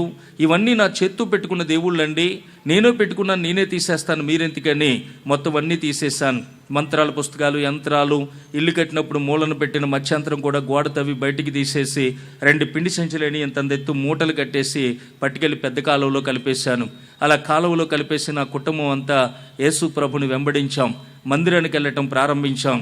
ఒకరోజు మందిరంలో మోకరించి వచ్చిరాని ప్రార్థన, చిన్న ప్రార్థన, నీవు తప్ప మాకు దిక్కులేదు ప్రభా, ఏం చేసినా నీ ఇష్టమైన ఆయన అని ఆయన పరిపూర్ణమైన విశ్వాసంతో ఆ మహాదేవుడిని యేసయ్య మీద ఆనుకున్నాం. నాకు పట్టుకున్న దరిద్రం అంతా వదిలిపోయిందండి. దేవునికి స్తోత్రం. అలా కూర్చున్నటువంటి మాతో దేవుని వాక్యం మాట్లాడుతుంది, నీకు రక్షణ ఉందా, నువ్వు చనిపోతే ఎక్కడికి వెళ్తావు, నరకానికి పోతావు, జాగ్రత్తని దేవుడు మమ్మల్ని హెచ్చరిస్తుంటే మాకు చాలా భయం వేసింది. ఆ పాస్టర్ గారి దగ్గరికి వెళ్ళి మాకు బాప్తిసం కావాలండి అంటే, రేపటి నుంచి ఉపవాస ప్రార్థనలు బాబు, బాప్తిసం పొందిదిరి కానీ సిద్ధపడండి అన్నారు. నేను, నా భార్య, మా అమ్మమ్మ, చిన్న చెల్లి 5గురం కూడా బాప్తిసం పొందడానికి సిద్ధపడుతున్నాం. ఈలోగా మా బావగారు మా పెద్ద చెల్లిని తీసుకొచ్చి ఇడిచిపెట్టేశారు. 40 ఏళ్ళు కట్నం ఇస్తేనే కాపురానికి తీసుకెళ్తాను, లేకపోతే తీసుకెళ్ళను అన్నారు. మమ్మల్ని నవ్వులు పాలు చేయొద్దండి, మాకు తినటానికే లేదండి, ఎప్పటికప్పుడు మీ డబ్బులు ఇచ్చేస్తాను తీసుకెళ్ళిపోండి అంటే 40,000కి 40 పైసలు తక్కువ వచ్చినా మీ చెల్లిని ఇంటికాడే ఉంటుందని చెప్పి బూతులు తిట్టుకుంటూ వెళ్ళిపోయారు మా బావ. మా అమ్మమ్మ వచ్చి అంటుంది, నువ్వు చూస్తే రక్షణ అంటున్నావు, చెల్లి కాపురం చూస్తే ఇలాగయింది ఎలాగరా అంటుంటే, మా చెల్లి నా దగ్గరికి వచ్చి చెప్పిన మాటలేంటో తెలుసా, నువ్వు బాప్తిసం పొందినా పొందకపోయినా 40 ఏళ్ళు ఇస్తేనే కానీ బావ నన్ను కాపురానికి తీసుకెళ్ళడు, అది అలా ఉంచు, తాగుబోతువైన నిన్ను మార్చిన దేవుడు గొప్ప దేవుడు, వెళ్ళి బాప్తిసం పొందరా అని చెప్పిందండి. దేవునికి స్తోత్రం. వెంటనే వెళ్ళి నేను, నా భార్య, మా అమ్మమ్మ, చిన్న చెల్లి 5గురం కూడా బాప్తిసం పొందాం. నేటల నుంచి పైకి వస్తూ యేసు ప్రభుని మా నాన్నగా చేసుకున్నానండి. నేను పడిన బాధ, నేను అనుభవించిన కష్టం, నేను భరించిన దరిద్రం అంతా నా తండ్రితో చెప్పి నా భారమంతా ఆయన మీద మోపి ఆ నీటల్లోంచి పైకి వచ్చి 250 మంది విశ్వాసులు అక్కడ ఉంటే వారి చేతులు పట్టుకొని నా కోసం, మా చెల్లి కోసం ప్రార్థన చేయండి అన్నప్పుడు వారందరూ ఎలుగెత్తి కన్నీటితో ప్రార్థన చేశారు. రక్షణ పొందానన్న ఆనందం, సంతోషం నాకు ఉంది, కానీ చెల్లి కాపురం పోయిందన్న బాధ నన్ను వేధించేస్తుంది. నా చెల్లి కాపురాన్ని నిలబెట్టినా అని మనసులో ప్రార్థించుకుంటూ వెళ్ళిపోతున్నాను. అంత దూరాన్ని ఉండి చూస్తే మా ఇల్లు దగ్గర మా చెల్లి మావయ్య గారి మోటార్ సైకిల్ స్టాండ్ వేసి ఉంది. అతడు అన్యుడు, విగ్రహారాధికుడు, యేసు ప్రభు అంటే పడని వ్యక్తి. పెళ్లి పెద్దని తీసుకొచ్చి పెద్ద పెద్ద కేకలేసి బూతులు తిడుతున్నారు. అంత దిక్కులేనిదో పెళ్ళి ఎలా చేశాడు, కట్నం నిమ్మను ఇడాకులు నిమ్మని అంటుంటే ఆ ఇంటి చుట్టూ ఉన్న వాళ్ళు వచ్చి చాలా అసహ్యంగా మాట్లాడుతున్నారు. ఆ ఎదవ చేసిన పనికి ఆ పిల్ల కాపురం పోయింది, కట్నం ఇవ్వకపోతే ఎవరు మాత్రం వేలుకుంటారని మాట్లాడుతుంటే నేను ఇలా బైబిల్ పట్టుకుని వెళ్తూ ఆగిపోయాను. రక్షణ పొందానన్న సంతోషంతో నేను వస్తుంటే ఇప్పుడు వచ్చారెట్టినా ఈ గ్రంథాన్ని నా చేతిలో చూస్తే మొత్తం మా చెల్లి కాపురం పోతుందని వారికి భయపడి బైబిల్ వెనకాల దాచేస్తున్నాను. దేవుని ఆత్మ నాతో మాట్లాడుతుంది. పిరికి వాడి కింద దాక్కుంటావని నిన్ను పిలవలేదు, ధైర్యంగా ప్రకటించన్నాడు నా దేవుడు. ఆయన అన్న మాటను బట్టి బూతులు తిడుతున్న వ్యక్తి ముందు ఈ పరిశుద్ధ గ్రంథాన్ని పెట్టాను. ఆయన తిడతా ఆగి ఏంటదని అన్నారు. నేను యేసు ప్రభుని నమ్ముకున్నానండి, ఇది బైబిల్ అండి అంటే ఆయన అంటున్నాడు, ఇప్పుడు దేవుడిని నమ్ముకున్నావు కాబట్టి ఇప్పుడు బాగుపడతావు, ₹10 కట్నం మాకు అక్కర్లొద్దని వెంటనే కాపురానికి తీసుకెళ్ళిపోయారు. దేవునికి స్తోత్రం. పండగ బట్టలు పెట్టలేదని పుట్టింటికి తమ భార్యలను ఎదురేసే రోజులండి ఇవి. ఇంతవరకు 40,000కి 40 పైసలు తక్కువ వచ్చినా మీ చెల్లి నీ ఇంటికడే ఉంటుందని చెప్పిన మా బావ ఈరోజు ఈ కచ్చిబుద సుద్ద ఆయనే కొని నాకు పంపేలా దేవుడు ఆ కుటుంబాన్ని మార్చేశాడు. అదే చెల్లి గర్భిణీగా ఉన్నప్పుడు 4 నెలలు ఉమ్మునీరిపోతే తల్లి బిడ్డ కూడా బతికిదన్నారు. అన్న హాస్పిటల్ తిరిగి చివరికి రామచంద్రపురం స్టాన్లీ గారి భార్య రేణుకాదేవి దగ్గరికి తీసుకెళ్తే వారు కూడా బతికిదన్నారు. మంచి మందులు అడదామంటే మా దగ్గర డబ్బులు లేవు. మా చెల్లిని మడత మంచం మీద పడుకోబెట్టి కాళ్ళ తలంపులు ఇటుక బిడ్డలు ఎత్తిపెట్టి అలాగే ఉపవాసంతో ప్రార్థన చేసేవాడిని. ఎంతోమంది చల్లాలి నీళ్లు పోసుకున్నప్పుడు ఎన్నో కేజీలు స్వీట్లు ఎట్టుకెళ్ళి ఇచ్చాను చేతులతో. కానీ మా చెల్లికి ఒక మిఠాయి పెట్టుకునే దిక్కు కూడా నా దగ్గర లేదండి. మా చెల్లెంకు చూస్తుంటే రేపు చచ్చిపోతానన్నా ఎల్లుండి చచ్చిపోతానన్నయ్య అని అడిగేది. చాలా ఏడుపు వచ్చేది. అలాగే ఉపవాసంతో దేవుడి దగ్గర ప్రార్థన చేశాను. తాగుబోతున్న నన్ను మార్చావు కదా నాన్న, చెల్లి కాపురాన్ని నిలబెట్టావు కదా నాన్న, ప్రాణాన్ని కూడా పోయినా అన్నాను ప్రార్థన చేసినప్పుడు డెలివరీ సమయంలో రిక్షాకి ఇవ్వడానికి ₹10 కూడా మా దగ్గర లేవండి.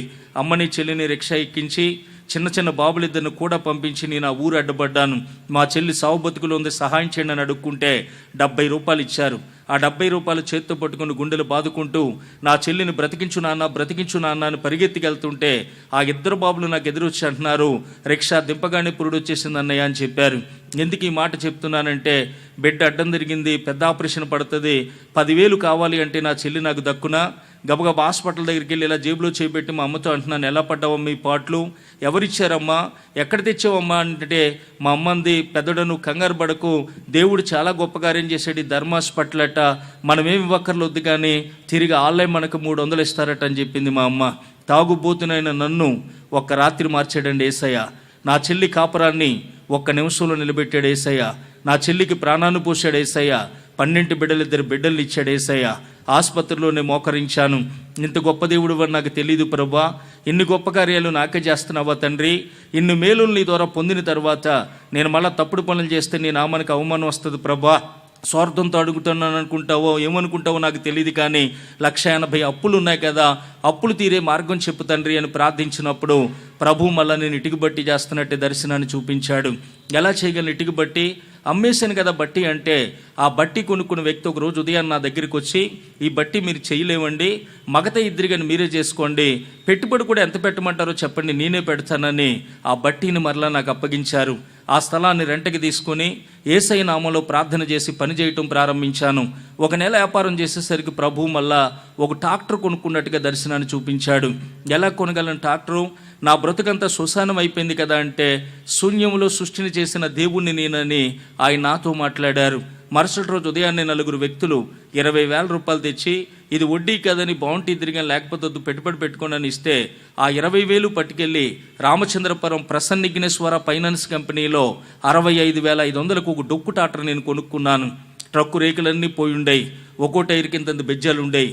అందరూ హేళన చేసేవారు, ఈ డొక్కు ట్రాక్టర్ ఎవరు కేకేకండి, కిలోమీటర్ వెళ్ళేసరికి ట్రక్కులో ఉన్న వాళ్ళు కింద పడిపోతారు, టైర్లు కూడా పేలిపోతాయని హేళనకరంగా మాట్లాడేవారు. సీబుక్కుల సంచిలో బైబిల్ పెట్టుకొని ప్రార్థన నూనెకాయ కూడా పట్టుకొని పొద్దున్నే వాక్యం చదివి ఆ నూనె సిలివేసి సొంతంగా నేను నడుపుకోవటం ప్రారంభించాను. ప్రభు నా మీద కనికరబడి కొబ్బరిడి ఒక కాంట్రాక్ట్ ఒకటి నాకు ఇప్పించారు. దాదాపు ఆ ఏరియాలు అనగా పెనమల్ల, జగన్నాథగిరి, దాక్షారం, రామచంద్రపురం, వేలంగి అనే ప్రాంతాల నుంచి 50 ఇటుక బట్టీలు కొబ్బరి డొక్క వేయటం, అక్కడి నుంచి ఇటుక తెచ్చి బయట అమ్మటం. అందరూ హేళన చేసిన డొక్కు ట్రాక్టరు 4 నెలల 15 రోజులు టైరు గాలి కూడా తగ్గకుండా తిప్పాడండి నా దేవుడు. దేవునికి స్తోత్రం. 4 నెలల 15 రోజులు ఒక డొక్కు ట్రాక్టర్ పనిచేస్తే ₹145,000 అప్పులు తీర్చాడండి దేవుడు. దేవునికి స్తోత్రం. ప్రతిరోజు సాయంత్రం అయ్యేసరికి ₹3,000 తెచ్చేది ఆ డొక్కు ట్రాక్టరు. కొత్త ట్రాక్టర్లకు పని ఉండేది కాదు. 500 ఉంటే చాలనుకునే వారు ₹10 పని లేక పక్కన పెట్టేసేవారు. ప్రభు నాకు ఇచ్చిన డొక్కు టాటరు ప్రతిరోజు 3000 తెచ్చేది. ఎందుకు ప్రభా ఇంత డబ్బు ఇస్తున్నావు అంటే, నువ్వు బాధల్లో ఉన్నవని నీకు పంపిస్తున్నానన్నారు ప్రభు. మరి ఆ కొత్త టాటర్లకు ఎందుకు లేదని అడిగితే, యెహోవా ఆశీర్వాదమును ఐశ్వర్యమునిచ్చును, నరులు కష్టం చేత ఆశీర్వాదం ఎక్కువ కాదని, యెహోవా ప్రతి వస్తువును దాని పని నిమిత్తం చేసును, నీ అప్పులు తీర్చడానికి డొక్కు టాటర్ చేశానన్నారు ప్రభు. ఏలియాని కాకుల ద్వారా పెంచామని విన్నాను, చదివాను, ఒకటి కల్లారా చూస్తున్నాను ప్రభా, ఈ డొక్కు టాటర్తో మమ్మల్ని పెంచుతున్నావు ప్రభా అని ఎంతగానో స్తుతించాను. అలా పతనమైపోయిన నా జీవితంలోనికి యేసు ప్రభు ప్రవేశించారు. పతనమైపోయిన నన్ను లేవనెత్తారు. పంది వలె రోతలకు దొర్లుతున్న నన్ను గుర్రెపిల్లగా మార్చాడు. చీకటి కమ్మిన నా కుటుంబంలో నీతి సూర్యుడిగా ఉదయించాడు. క్రమముగా నా జీవితాన్ని ఆయన ఆశీర్వదించడం మొదలుపెట్టాడు. 2003 ఆగస్టు 17వ తారీఖున ప్రభు సేవ చేయమని పిలిస్తే ఇటుక బట్టి వదిలేశాను, ట్రాక్టర్ అమ్మేశాను, ఒక ఆటో ఉండేది, ఆటో కూడా అమ్మేసి ఉన్న బాకీలన్నీ తీర్చేసి అదే గ్రామంలో చిన్న తాటాకిలు పాకేసి సేవ ప్రారంభించాం. ఆ చిన్న తాటాకిలు పాకన దేవుడు ఈరోజు పెద్ద మందిరంగా మార్చాడు. నా పిల్లలిద్దరూ, ఒకరు 8వ తరగతి, ఒకరు 7వ తరగతి చదువుతున్న వయసులో 2005 మార్చి నెల 15వ తారీఖున ఇద్దరూ రక్షణ పొందారు. నేనును నా ఇంటి వారును యెహోవాను సేవించుదామన్న వాగ్దానాన్ని దేవుడు నా కుటుంబం పట్ల నెరవేర్చాడు. కాగా ఎవడైనా క్రీస్తునందున్న ఎడల వాడు నూతన సృష్టి, పాతవి గతించెను, సమస్తము క్రొత్తవాయినని బట్టీసీనిగా పతనమైపున్న నా జీవితాన్ని అంతం చేసి అరుణ్ కుమార్గా కొత్త జీవితాన్ని ప్రభు దేవుడు నాకు ఇచ్చారు. అలాగే చివరికి చిన్న చెల్లి పెళ్లి విషయంలో ఎలా చేయను ప్రభు అని ప్రార్థిస్తున్నప్పుడు ఒక గొప్ప సంబంధాన్ని దేవుడు పంపించాడు. వారు రాగానే 10 లక్షలు కట్నం అడిగారు. వారికి ఉన్న స్తోమతకి ఇవ్వాలి. కానీ నేను అలా చూస్తూ ఉంటే, మిమ్మల్ని చూస్తే ఎందుకో మాకు జాలేస్తుంది, 5 లక్షలు ఇవ్వగలరా అని అడిగారు. పక్కన ఉన్న వాళ్ళు అంటున్నారు, మంచి ఛాన్స్ కొట్టారు, ఒప్పుకోండి, ఇడిచిపెట్టకండి అంటే, నేను ఇంకా 5 లక్షలు అని అలా తింగరోడు కింద చూస్తూ ఉండిపోయాను. వాళ్ళు అంటున్నారు, మిమ్మల్ని చూస్తే ఎందుకో మాకు ఇంకా జాలేసేస్తుందండి, 3 లక్షలు ఇస్తారా అని అడిగారు. 30 రూపాయలు కూడా లేవండి అని లెగిసి చెప్దాం అనుకుంటే, మీరేం చెప్తారో మాకు తెలుసు, కూర్చోండి, మా డబ్బు మాకు చాలు, ₹10 కట్నం మాకు అక్కర్లొద్దని పెళ్లి ఖర్చులు కూడా వాళ్ళే పెట్టుకుని ఉచితంగా తీసుకెళ్లి పెళ్లి చేసుకున్నారు. అలా దేవుడు నా జీవితంలో ఎన్నో అద్భుత ఆశ్చర్యకార్యాలు చేస్తూ వచ్చాడు. ప్రియులారా, ఇవన్నీ అబద్ధాలు కాదు. హృదయం నిండితే నోరు మాట్లాడుతుందని బైబిల్ చెప్తుంది. దేవుడు చేసిన కృతజ్ఞత ఏ హృదయంలో ఉందో ఆ నోరు అలా మాట్లాడుతూనే ఉంటుంది. నేను ఎమ్మెల్యే తోట తిరుమతులు గారు కూడా తిరిగాను, తెలుగుదేశం ప్రెసిడెంట్గా చేశాను, ఎడ్జే కమిటీ చైర్మన్గా చేశాను. అలాగే అక్కడ ఒక స్కూల్ బిల్డింగ్ కట్టించాం, నేటికి బద్దిరెడ్డి శ్రీని దాని మీద పేరు ఉంటుంది. ఎల్ల కామెర్లు ఇచ్చే డాక్టర్ గారితో నేను తిరిగాను, ఆయనకి తెలుసు నా బ్రతుకు. ఆ కావులు మంది ఇచ్చే డాక్టర్ గారు గుండుబోలు నాయుడు కాపు. రామచంద్రపురం మోడర్న్ కాలేజీకి 1000కి 165 రూపాయల చొప్పున ఇటుకి తోలిన మొట్టమొదటి బట్టి ఓనర్ నేను. 12 మంది డ్రైవర్లు, 70 మంది పనివారు, 3 ట్రాక్టర్లు, పెద్ద ఇటుకు బట్టితో మోటార్ సైకిల్ మీద కాలు పెట్టకుండా తిరిగాను. అక్కడే అడుక్కున్నాను. ఈరోజు మళ్ళీ అక్కడే సేవ చేస్తున్నాను. దేవునికి స్తోత్రం. యేసు ప్రభు ఒకడే బతుకులు మార్చే దేవుడిని ప్రకటించే మహాభాగ్యాన్ని దినాన దేవుడు నాకు అనుగ్రహించాడు. దైవ ప్రేమ సన్నిధి అనే బ్యానర్పై నేను ఓనిగా సేవ చేస్తున్నాను. ఏరుపల్లిలో మా ఇంటి దగ్గర ఒక మందిరం. ఏ ఎమ్మెల్యే గారు కూడా తిరిగానో వెంకటాయపాలెం, ఆ ఎమ్మెల్యే తోట తిరుమూర్తి గారి ఇంటి పక్కనే ఓ 10 లక్షలతో ఒక మందిరం కట్టుకోవడానికి కూడా దేవుడు సహాయం చేశాడు. రామచంద్రపురాన్ని ఒక మందిరాన్ని ఇచ్చాడు. మెండపేట దగ్గర నేల్టూర్ అనే ప్రాంతంలో ఒక మందిరాన్ని ఇచ్చాడు. అలాగే దాక్షారం పక్కన దాసరపాడు అనే ప్రాంతంలో ఒక ఇంట్లో పెట్టి ఆరాధన జరుగుతుంది. 5 చోట్ల ఆరాధన జరుగుతుంది. నేటికి 5 రాష్ట్రాలు వెళ్ళి ఆయన మాటలు ప్రకటించే భాగ్యాన్ని దేవుడు ఇచ్చాడు. కనుక ఇంతవరకు నా సాక్ష్యం విన్నా మీ అందరికీ ప్రభు పేరిట వందనాలు తెలియజేస్తున్నాను. ఈరోజు నా దేవుడు నా జీవితంలో ఇచ్చిన ఆశీర్వాదం ఎలాంటిదో తెలుసా? 98వ సంవత్సరం నేను మర్చిపోలేనిది, నాకు మరుపు రానిది. రామచంద్రపురం నడి రోడ్డు మీద పడి ఎవరు కనపడితే వాళ్ళు కాళ్ళు పట్టుకొని ఒక 5 రూపాయలు ఇవ్వండి, కేజీ బియ్యం తెచ్చుకుని పిల్లల్ని పెంచుకుంటానని చెయ్యి చాచి అడుక్కున్న నన్ను ఈరోజు ఒక 100 మంది చూడటానికి నా ఇంటికి వస్తే నాతో చెప్పకుండా, ఇంట్లో అడుగు ఈతలు పెట్టకుండా 2 గంటల్లో భోజనం పెట్టే స్థితిలో నా దేవుడు నన్ను పెట్టాడు. పెంటకుప్ప మీద నుండి దీనులను పైకి లేవనెత్తువాడనన్న వాగ్దానాన్ని దేవుడు నా కుటుంబం పట్ల నెరవేర్చాడు. కనుక నా కోసం, నా చిన్న పరిచర్య కోసం, అలాగే నా కుటుంబం కోసం ప్రార్థన చేయవలసిందిగా మిమ్మల్ని కోరుతూ ఉన్నాను. మరి ముఖ్యంగా తాగుబోతులు ఎవరైనా ఉండి మాటలు ఒకవేళ ఆలకిస్తూ ఉంటే, నా ప్రియమైన అన్న, ప్రియమైన తమ్ముడా, ప్రియమైన స్నేహితుడా, నీ 2 కాళ్ళకి దండం పెట్టి చెప్తున్నాను, తాగుడు మానే. తాగుడు దరిద్రాన్ని తెస్తుంది, తాగుడు వెక్కిరంతల పాలు చేస్తుంది, తాగుడు అవమానాన్ని తెస్తుంది. సరదా అంటూ, సంతోషం అంటూ, ఎవడో పోయించానని ఒకరోజు, ఎవరికో పోయించాలని ఒకరోజు, లాభం వచ్చిందని ఒకరోజు, లాస్ వచ్చిందని ఒకరోజు నీ ఇష్టానుసారంగా తాగుతున్నావే కానీ ఇంటికాడ నీ భార్య పిల్లలు తిన్నారో ఉన్నారో ఏ రోజైనా ఆలోచించావా? అలా ఆలోచించకపోతే మనసు పెట్టి కొద్ది నిమిషాలు ఆలోచించు. తాగుడు ఎంత దరిద్రాన్ని తెస్తుందో ఒక మాట చెప్పి నేను ముగిస్తాను. నా ఇటుక బట్టీలో ఒక ఆయన కావుడు మోసేవాడు. అతనికి 4 పిల్లలు, 3 ఆడపిల్లలు, 1 మొక్కుర్రాడు. 2 పిల్లలు పెద్ద మనిషి పెళ్ళింటికి వచ్చారు. అతను రోజుకి 500-600 సంపాదించేవాడు, 500-600 తాగేసేవాడు.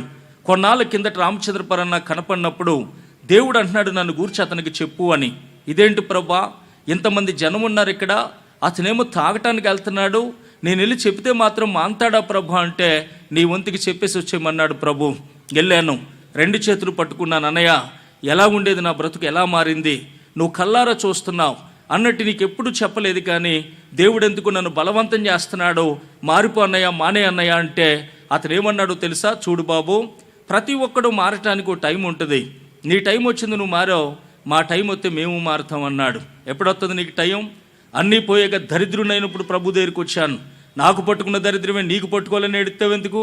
అన్నీ బాగుండగా రావచ్చు కదా ప్రభు దగ్గరికి అంటే, ఇలాంటి ఎదవకోర్లు చెప్పొద్దు, పోతావా పోవా అన్నాడు. ఆ రాత్రి నా అతనికి ఎదవకోర్లు కింద కనపడ్డాయి. ఈ రాత్రి నీకు కూడా నా ఎదవకోర్ల కింద కనపడవచ్చు. ఆ రాత్రి చెప్పేసి వెళ్ళిపోయాను, ఈ రాత్రి చెప్పేసి వెళ్ళిపోతాను. ప్రభు అతను ఇంటలేదు నాయన అని ప్రార్థించి నేను వెళ్ళిపోతుండగా కోటిపల్లి కొత్తకోట అనే గ్రామం నుంచి వస్తున్న ఒక ట్రాక్టర్ అతన్ని గుద్దేసింది. టీవీలో చూపించాడు, పేపర్లో పడింది. అతను 2 కిడ్నీలు నలిగిపోయినాయి. కాకినాడ ప్రభుత్వ హాస్పిటల్కి తరలించారు. 2 కిడ్నీలు నలిగిపోయినాయి, నీరుడు బంద్ అయిపోయింది, నీరసనం బంద్ అయిపోయింది, చచ్చిపోతాడు, తీసుకెళ్ళిపోండి అంటే ఆ తల్లి పిల్లలు అలువమని ఏడుస్తుంటే ఆ కులస్తులు ఇంటింటికి వెళ్ళి పలానా వాడు రోగయ్యాడు, ఏమైనా సందా రాయిండంటే 5-10 చొప్పున ఇచ్చారు. అలా 4800 వచ్చినాయి. 2 రోజుల్లో ఆ డబ్బులు అయిపోయినాయి.